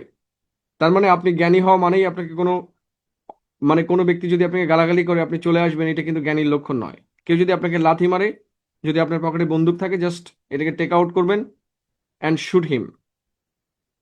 That is intellectual honesty. So কখন আপনাকে জ্ঞানী হইতে হবে? মানে ইন্টেলেকচুয়ালি হিউমিলিয়েশন মেনে নিতে হবে যখন you R dealing with someone who is equal to you in academia. Are you clear? ধরেন আপনি একটা টক শোতে গেছেন এবং আপনি এটা ভুল বলছেন, বলার পরে আপনি বুঝলেন যে না, উনি আরেকজন যেটা বলছে এটা সঠিক, তখন আপনার এটা মেনে নেওয়ার দক্ষতা থাকতে হবে। ঠিক আছে? এই দক্ষতাকে বলে জ্ঞানের বিনয়। তার মানে এই না যে কেউ আপনাকে গালি দিলে আপনি সেটা উত্তর দিতে পারবেন না। কেউ যদি আপনাকে চড় মারে, আপনি যদি জ্ঞানী ব্যক্তি হন, আপনিও তাকে কিল করে দিবেন। ঠিক আছে? অবশ্য আমি এটাকে মজা করে বললাম, মানে tit for tat, just do it. এটার জন্য জ্ঞানী অন্য কিছুর দরকার নেই। না হলে পৃথিবীর সমস্ত জ্ঞানী ব্যক্তি ফ্যাসিস্ট রাষ্ট্র থেকে পালায়া যাইতো, তাই না? জ্ঞানের বিনয়, যেহেতু বিনয়ী মানুষ কি করে বিপ্লব করবে? এই যে বাংলাদেশের সুশীল সমাজ বলে লোকে গালি পাবে, তাই না? যে লোকটা সুশীল, সুশীল মানে লোকে গালি দেয়। তো এই সুশীল হওয়া যাবে না।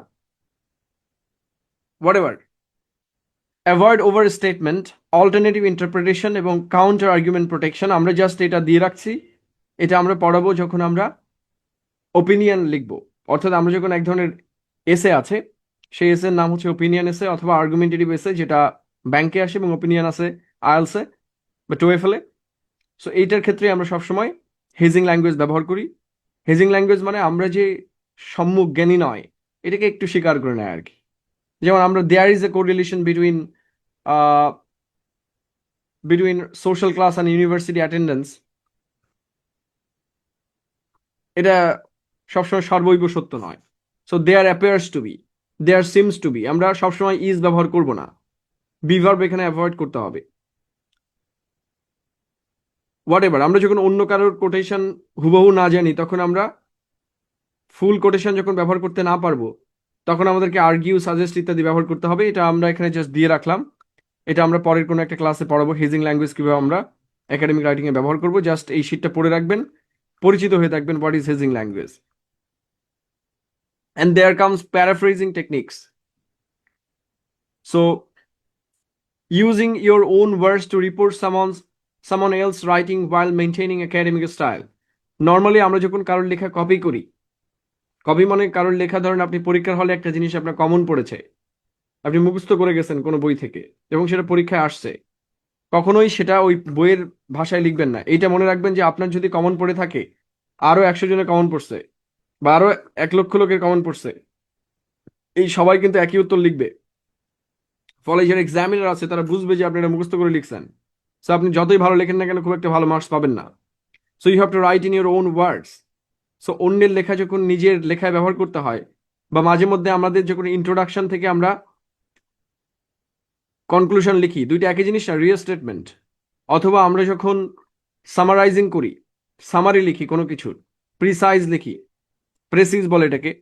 তো এই প্রেসিজ যখন লিখি বা পরীক্ষা এক ধরনের প্রশ্ন আসে, right in your own words, তাই না? এরকম লিখতো আগে সামারির ক্ষেত্রে। তো আমরা তো সামারিও মুখস্থ করে উত্তর দেওয়া পাবলিক। যাই হোক, এটা আমরা শিখবো যে কিভাবে সামারি লিখতে হয়। সো চেঞ্জ ভোকাবুলারি, কিভাবে আমরা প্যারাফ্রেজিং করব, ভোকাবুলারি পরিবর্তন করা। Replace words with synonyms or alternative expressions. এটা কিন্তু আইএলস এর জন্য ম্যান্ডেটরি, কারণ আইএলস এর কোশ্চেনে যেটা থাকে ওইটাকে প্যারাফ্রেজ করে ফানেল ক্রিয়েট করতে হয়। মানে ইন্ট্রোডাকশনে আইএলস এর যে প্রশ্নটাই পড়বে ওইটারই প্যারাফ্রেজ ব্যবহার করতে হয় ইন্ট্রোডাকশনে। এটা হয়তো অনেকেই জানেন এখানে, যারা জীবনে একবারও ভিডিও দেখছেন আইএলস রাইটিং এর উপরে। You should have this idea. So ধরেন এখানে দেওয়া আছে শি এক্সামিনড, আমরা এক্সামিনের জায়গায় লিখলাম ইনভেস্টিগেট। তাহলে অন্যের লেখা আমার লেখা হয়ে গেল, স্টিল লাইক অ্যান আর্টিস্ট।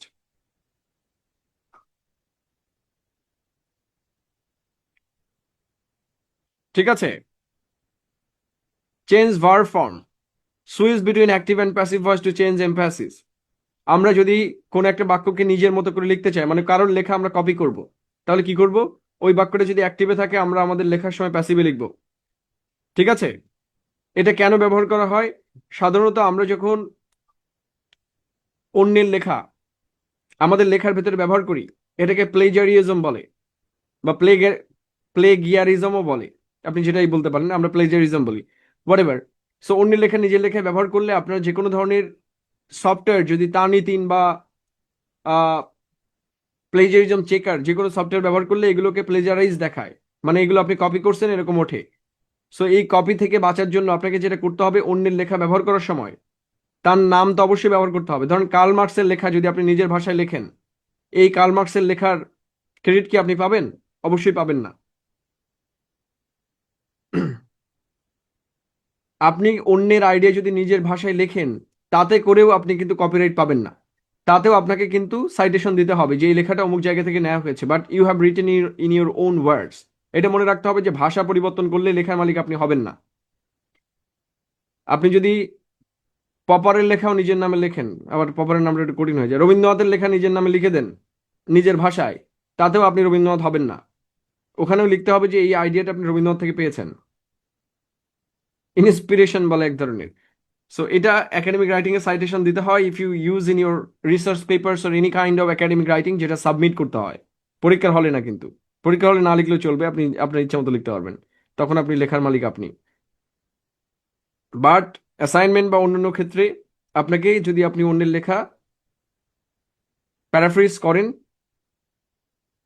সেক্ষেত্রে আপনাকে যেটা করতে হবে, সেই আইডিয়ার ক্রেডিটও দিতে হবে। আরে ক্লিয়ার? এটা আমরা পরে আলাপ করবো যখন আমরা শিখবো যে কিভাবে দিতে হয় সাইটেশন।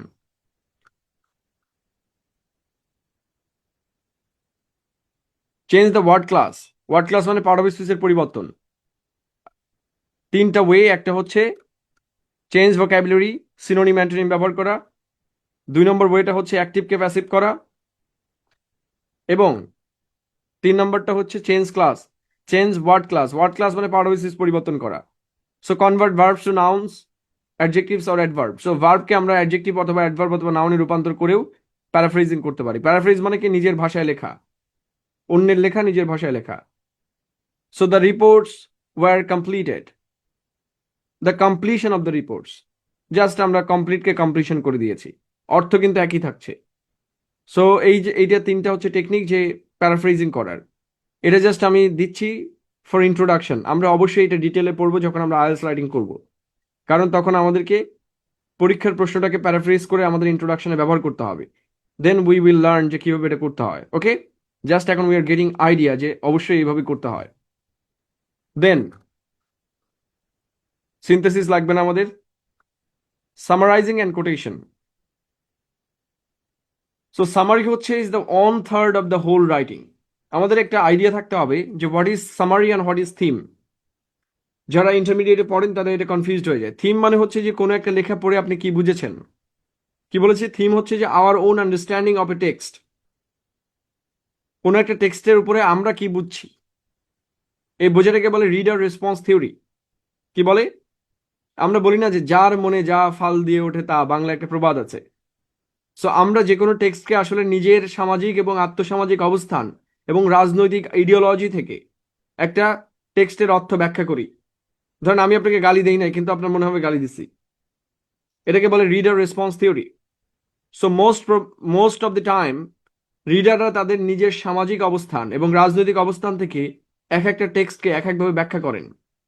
টেক্সট বলতে যে কোনো লেখা, একটা কবিতা হতে পারে, একটা গান হতে পারে, যে কোনো কিছু। যে ছ্যাঁকা খাইছে তার কাছে ওই গানের অর্থ যা। যেমন আমরা হচ্ছে যে মনে বেশি আনন্দ থাকলে ছ্যাঁকা খাওয়া গান শুনি, এটা বেশি আনন্দ দেয় আর কি। আবার অনেকে আসলেই ছ্যাঁকা খাইছে, ও তো ছ্যাঁকা খাওয়া গান শুনলে কষ্টে মনটা ফেটে যায়। সো ওর হচ্ছে রিডার রেসপন্স থিওরি ডিফারেন্ট। আর ক্লিয়ার? সো এইটা হচ্ছে যে টোটালি থিমটা ডিপেন্ড করে on the reader response theory. মানে থিম কোনো স্ট্যাটিক ফর্ম নাই যে এইটাই এটার থিম। একটা কবিতা পড়ে আপনার কাছে প্রেম মনে হতে পারে, আরেকজনের কাছে এটা অন্য কিছু মনে হতে পারে। সো থিম ডিফারেন্ট হতে পারে। আর ক্লিয়ার?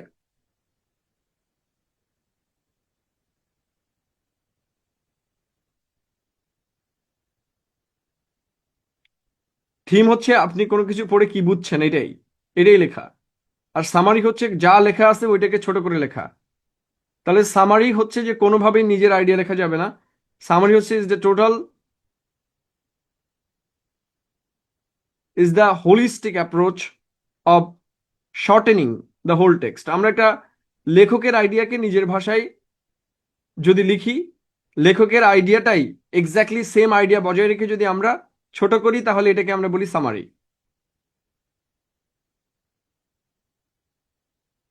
ঠিক আছে? সামারি আমরা কি, যে আমরা লেখকের আইডিয়াটা যদি হুবহু ছোট করে লিখি নিজের ভাষায়, তাহলে এটা সামারি। আর লেখক যেটা বলছেন ওইটা আমরা কি বুঝছি এটা যদি লিখি, এটা হচ্ছে থিম। কথা ক্লিয়ার?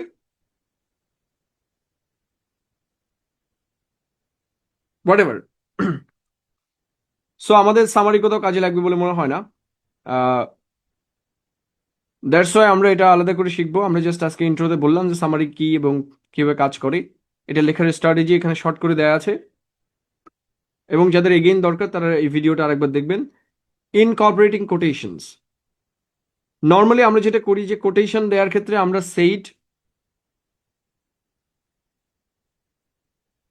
সেইড কমা কোটেশন শুরু নাকি। সো ইংরেজিতে কখনোই সেইড ব্যবহৃত হয় না। বা আমরা কোটেশন দেওয়ার সময় বাংলাতে যেটা করি, দুই প্যাসেজের মধ্যে একটা গ্যাপ দেই, গ্যাপ দিয়ে বিরাট একটানা কোটেশন লিখে দেই, তাই না? ইংরেজিতে কিন্তু এরকম কোনো নিয়ম নাই। ইংরেজিতে এরকম কোটেশন লেখার নিয়ম আছে, ইনডেন্টেড বলে এটাকে। মানে একটা ট্যাব স্পেস ফাঁকা দিয়ে আমাদের লিখতে হয়। সেটাও আমরা পরে শিখবো। কিন্তু মনে রাখতে হবে বাংলাতে আমরা যেভাবে দুই প্যাসেজের মাঝখানে ফাঁকা দিয়ে বিরাট একখানা কোটেশন লিখে দেয়, এরকম লেখার কোনো সুযোগ নেই।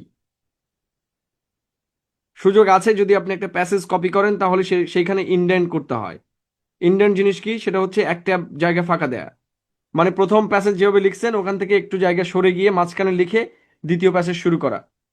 কিন্তু কোনোভাবেই দুইটা প্যাসেজের মাঝখানে বিরাট বড় কোটেশন দিয়ে কারোর কোটেশন ইংরেজিতে লেখা যাবে না। ইট is totally forbidden in English writing. কোনো পেপারে আপনি দেখবেন না, কোনো এসেতেও আপনি দেখবেন না, এটা কেউ করে নাই। কিন্তু আমাদের দেশের লোকজন করে। ওরা মনে করে যে বাংলা লেখা এবং ইংরেজি লেখা একই। ওকে, সো কোটেশন দিতে গেলে কিছু পদ্ধতি আছে, আমি জাস্ট অল্প করে জানাই দিলাম। পদ্ধতিগুলো হচ্ছে কখনোই সেইড ব্যবহার করবেন না, ব্যবহার করবেন অ্যাকর্ডিং টু অথবা অ্যাজ ড্যাশ অবজার্ভ। ধরুন আপনি রবীন্দ্রনাথ ঠাকুরের কোটেশন দিবেন, তাহলে অ্যাকর্ডিং টু ট্যাগোর অথবা অ্যাকর্ডিং টু রবীন্দ্রনাথ ঠাকুর বা according to Kazi Nazrul Islam, not Kazi Nazrul Islam said. এগুলো ব্যবহার করে ক্লাস 2-তে পড়ে যারা। Use appropriate verbs to introduce quotation. কোটেশনের ক্ষেত্রে আমরা কি ব্যবহার করতে পারি?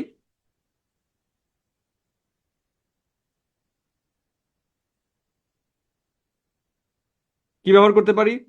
Argues, claims, suggests, indicates, notes, states, explains. আপনারা কখনোই সেইড ব্যবহার করবেন না। যারা মানে ইউনিভার্সিটিতে পড়ে তাদের জন্য এইগুলাই ওয়ার্ড। সো ধরেন আপনি কারোর কোটেশন ব্যবহার করবেন, টোল ফোল এইসব ব্যবহার করা যাবে না। যেগুলো দিছি এগুলোই করবেন, এর বাইরে কিছু করার দরকার নাই। So argues, claims, suggest, indicates, notes, states, explains, এগুলোই mostly used in academic writing. So আমরা যেটা ব্যবহার করি এইভাবে ব্যবহার করি। তাহলে according to Rabindranath Thakur, comma then আমরা ব্যবহার করব, দেন ইনভার্টেড কমার ভেতরে আমরা কোটেশনটা ব্যবহার করব। ওকে, এই যে কমা দেওয়া হয়েছে, সো আমরা এটা আলাদা করে শিখবো যে কিভাবে একটা ওয়ার্ড কোড করা যায়। হ্যাঁ, ক্রিটিক্স ব্যবহার করা যায়, একটা ওয়ার্ডও কোড করা যায়। যেমন আপনার যখন কোনো শব্দ ব্যবহার করেন, লাইক একটা ওয়ার্ড হেজিমনি অথবা হেগিমনি, এটা হচ্ছে অ্যান্থনিও গ্রামসির একটা তত্ত্ব আর কি, থিওরি। সো এই ওয়ার্ডটা তো আপনার না, সো আপনি যখন হেজিমনি ব্যবহার করবেন এর দুই পাশে সিঙ্গেল কোটেশন মার্ক ইউজ করবেন। এই জন্য এটা ভাষার ক্ষেত্রে আমরা ব্যবহার করি যে এটা আমার শব্দ নয়, অন্য কারোর শব্দ। সো যারা স্পিকার তারা এরকম করেন। আপনি কখনো দেখছেন কাউকে বক্তৃতা বক্তৃতা করার সময় এই এই আঙুল ব্যবহার করতে? আর যদি একবার ব্যবহার করে তার মানে ওই ওয়ার্ডটা অন্য লোকের, শুধু আমি না, এটা সব প্রফেসর ইউজ করেন। কিন্তু যদি ডাবল কোটেশন ব্যবহার করেন তার মানে বলতে হবে যে পুরা বক্তব্যটাই অন্য লোকের, কিন্তু উনি তো মুখে বলবেন না অমুক বলেছেন, রাইট? সো কথা বলার সময় উনি জাস্ট কোট করছেন, কিন্তু উনি এটা দিয়ে দেখাচ্ছেন যে this is not mine, this ideas are of others. ঠিক আছে, এরকম মানে দিস ইজ কোটেশন। আমি যখন সিঙ্গেল কোটেশন ব্যবহার করব, সিঙ্গেল, তখন আমরা একটা ওয়ার্ড অথবা ফ্রেজ কারোর থেকে কপি করব। ঠিক আছে, যেমন আমরা যখন বলবো তলাবিহীন ঝুড়ি, এর মানে কি? এটা কি কোনো বাক্য? কিন্তু তলাবিহীন ঝুড়ি কথাটা কি আমি বলছি? এটা বলছে হেনরি কিসিঞ্জার। তো আমরা যখন এরকম ব্যবহার করবো তার মানে this is not my line, এটা আমি কোনো একজন রেফারেন্স থেকে নিয়েছি। ওকে, সো যেহেতু স্পোকেন ইংরেজিতে রেফারেন্স দেওয়ার সুযোগ নাই, বেশি বললে, কারণ নাম বললে, আপনি সলিমুল্লাহ খানের বক্তব্য শুনবেন, বেশি লেখকের নাম বললে কিন্তু অনেক বিরক্তিকর লাগে বক্তব্য। সো আপনারা লেখকের নাম অ্যাভয়েড করতে হয় in spoken English. Quotation Rabindranath বলেছেন, অমুক বলেছেন, এগুলো ব্যবহার করলে লোকজনের কাছে বিরক্তি লাগে। সো আপনি আপনার বক্তব্য দিয়ে যাবেন, জাস্ট ইউজ ওয়ান। টু মানে হচ্ছে যে পুরা বাক্য কপি করতেছি অথবা কোনো কবিতার লাইন কপি করছি। ওকে, কোনো ফ্রেজ কপি করলে সিঙ্গেল ওয়ান। ওকে, বলার সময়ও লেখার সময়ও মনে থাকবে। এগুলো আমরা আবিষ্কার করব সামনে, যে জাস্ট এখানে রিমাইন্ডার দিয়ে গেলাম যে এটা লেখকরাও, আপনারা দেখবেন মোহাম্মদ আজম বলে একজন আছেন বাংলা একাডেমির, উনি এটা প্রচুর ব্যবহার করেন কথা বলার সময়, single single, double double.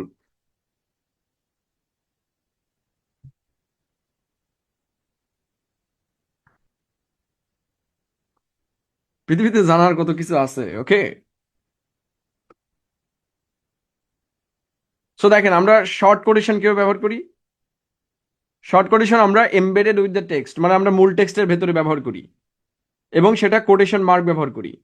Quotation mark, quotation mark দিয়ে আমরা শর্ট কোটেশন ব্যবহার করতে পারি এবং ইনসাইড দ্য টেক্সট কিন্তু কোনোভাবে স্পেস ক্রিয়েট করা যাবে না এই ক্ষেত্রে। Yeah, you can use the sign.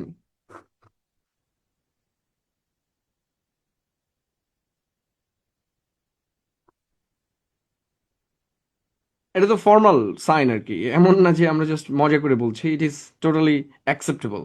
Okay, so আমরা যখন শর্ট কোটেশনস ব্যবহার করি তখন আমরা কি করি, মূল টেক্সটের ভেতরে এটা দিয়ে দিতে হবে, কোনোভাবে স্পেস ক্রিয়েট করা যাবে না, মানে মূল প্যাসেজের সাথে লাইন আকারে এটা লিখতে হবে।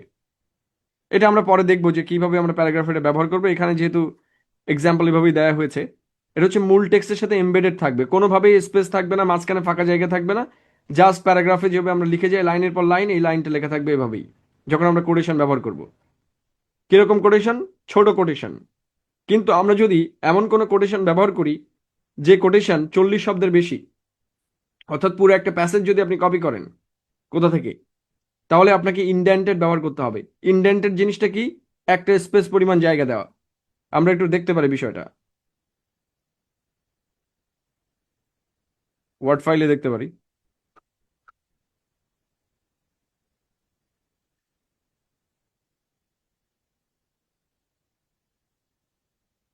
যদি এগুলোর জন্য আমরা আলাদা ক্লাস করবো, সো আমাদের এত ভয় পাওয়ার কিছু নাই।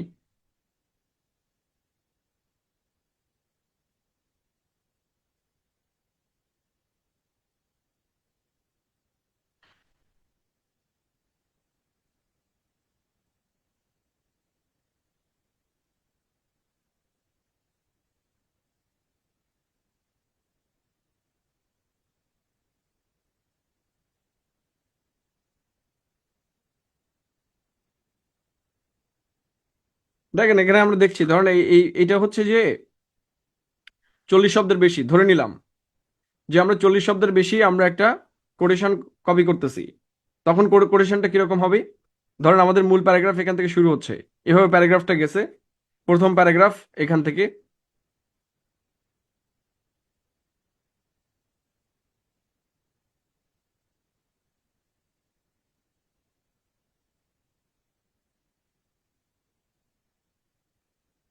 ঠিক আছে? এটা হচ্ছে আমাদের মূল প্যারাগ্রাফ, এবং আমরা এখানে একটা 40 শব্দের বেশি কোটেশন ব্যবহার করব।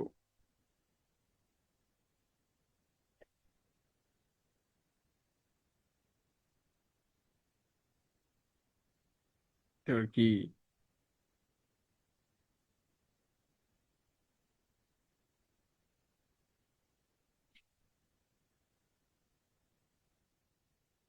ঠিক আছে? তো আমাদেরকে এটা ইন্ডেন্ট বলতে হয়। ধরেন এটা হচ্ছে এখানেই আছে, এখানে আমরা একটা কোটেশন ব্যবহার করছি, তাহলে এটাকে কি করতে হবে? এই যে, বুঝে গেল? এটা ইন্ডেন্টেড হবে, তার পরের প্যারাগ্রাফ শুরু হবে একদম ওই আগে থেকে, এই জায়গা থেকে। কোন জায়গা থেকে? এখান থেকে। এই যে, আবারও আমরা দ্বিতীয় প্যারাগ্রাফে আসব। এই, বুঝে গেল? তাহলে আমরা 40 শব্দের বেশি যদি ব্যবহার করি, এরকম মাঝখান দিয়ে ব্যবহার করতে হবে। মাঝখান না আর কি, ইনডেন্টেড বলে, মানে 4টা স্পেসের সমান এই জায়গাটা। কয়টা স্পেস? এক, 1 2 3 4 5 6, 6টা স্পেসের সমান। ঠিক আছে? ওয়ান ট্যাব বলে এটাকে। অর্থাৎ একটা ট্যাব দিলেই এটা ঠিক হয়ে যায়। আপনি যারা কম্পিউটার ইউজ করতে পারেন, এটা একটা ট্যাব চিহ্ন দিলেই, এই যে দেখেন এখানে চলে গেল, এই জায়গাটা হচ্ছে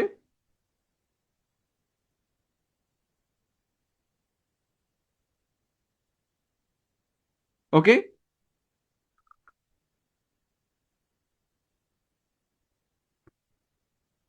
আর ক্লিয়ার? সো ধরেন এটা আমরা তাহলে, এটা আমাদের 40 শব্দের মধ্যে, 40 শব্দের মধ্যে আর কি, ধরেন 40 শব্দের চেয়ে কম। তাহলে আমরা কি করব? তখন কিন্তু এটাকে ইন্ডেন্ট করা যাবে না, তখন এটা একদম সরাসরি এই প্যাসেজের মধ্যেই ব্যবহৃত হবে। ঠিক আছে? এই প্যাসেজের মধ্যে এরকম ভাবে ব্যবহৃত হবে, কোটেশন আকারে। কোনোভাবেই বাংলাতে যেমন করি আমরা, দুইটার মাঝখানে, বাংলাতে কি করি?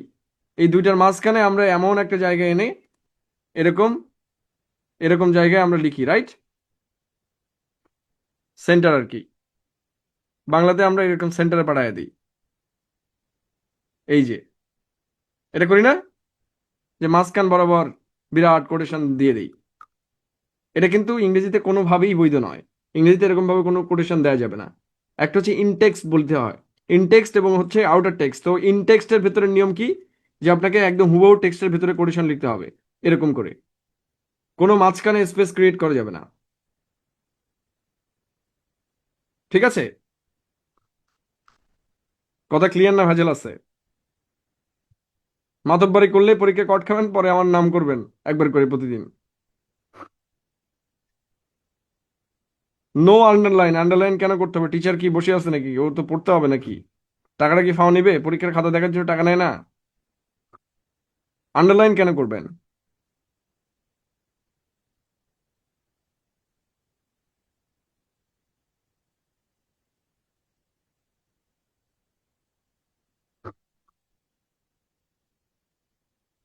পরীক্ষার খাতে পেপার থেকে কোড করলে যে পেপার আছে তার নাম লিখতে হবে, যদি পেপারের রাইটারের নাম মনে থাকে, অথবা স্টাডিজ শো দ্যাট, এভাবে লিখতে হবে। সেগুলো আমরা পরে আলাপ করবো, জাস্ট আমি একটা আইডিয়া দিলাম আর কি। ঠিক আছে? কিভাবে আইডিয়া দিতে হয় আমি বলেছি, যে কিভাবে আমরা কার নাম ব্যবহার করতে পারবো। অমুক আর্গিউজ দ্যাট, ধরুন হাইল্যান্ড আর্গিউ দ্যাট। হাইল্যান্ড হচ্ছে একটা হচ্ছে লিঙ্গুইস্টিক্স, লিঙ্গুইস্টিক্সের একজন বিখ্যাত তাত্ত্বিক আর কি। না, পুরো পেপারের নাম আপনি কে কি করে লিখবেন? এত সময় কি মনে থাকে নাকি পরীক্ষায়? টিচার খুঁজে খুঁজে নিবে না। আপনি জাস্ট স্মিথ অমুক নাম লিখে দিবেন।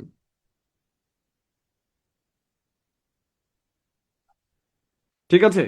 এবং পরীক্ষাতে কোনো ব্লু কালার পেন ইউজ করা যাবে না। Use single pen. আপনাকে পরীক্ষায় টিচারকে গাইড করা লাগবে না রে ভাই। একাডেমিক রাইটিং এ টিচার অলরেডি গাইডেড থাকে, কারণ it is totally formal writing. আমি বলেছি যে আমরা ইন্ট্রোতেই তো সবকিছু মেনশন করে দিয়েছি যে আমি কি লিখতে যাচ্ছি।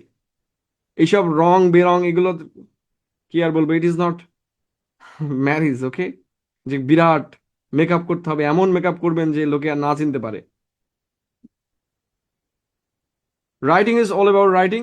জাস্ট খালি খাতায় লিখে দিয়ে আসবেন, ভালো লিখলে মার্কস পাবেন। সিম্পল।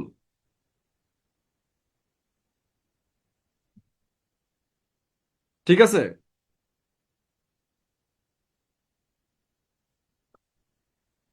ওই খাতায় যারা নকশা করে এরা সব নকশা নাম্বার পায়। So that's all for today. আমরা জাস্ট এখানে আমাদেরকে কি কি বিষয় শিখতে হবে সেটা নিয়ে আলোচনা করলাম, যে আমাদের কোন কোন জিনিস কাজে লাগবে ইন একাডেমিক রাইটিং, ঠিক আছে? এরপরে আমরা আস্তে আস্তে প্যারাগ্রাফ, এসে, ডিফারেন্ট টাইপস অফ এসে, আইএলস এসে, ব্যাংক এসে, বিসিএস এসে এগুলো কভার করে ফেলবো, ওকে? এবং প্রত্যেক পরীক্ষায় কিন্তু এখন প্যারাগ্রাফও আছে। সো এসএসসি তো প্যারাগ্রাফ আছে, তার বাইরেও আমাদের ব্যাংকে আবার এসে, সরি, প্যারাগ্রাফ আছে। সো আমাদের প্যারাগ্রাফ রাইটিংটা শিখতে হবে। অ্যান্ড অ্যাডমিশন টেস্টও আছে, এবং যারা ইংরেজি পড়ান তাদের জন্য তো কাজেই লাগবে। ন্যাশনালের ব্যাপারে আমি কিছু বলতে পারবো না বাবা, তাদের নিয়মকানুন টোটালি আলাদা।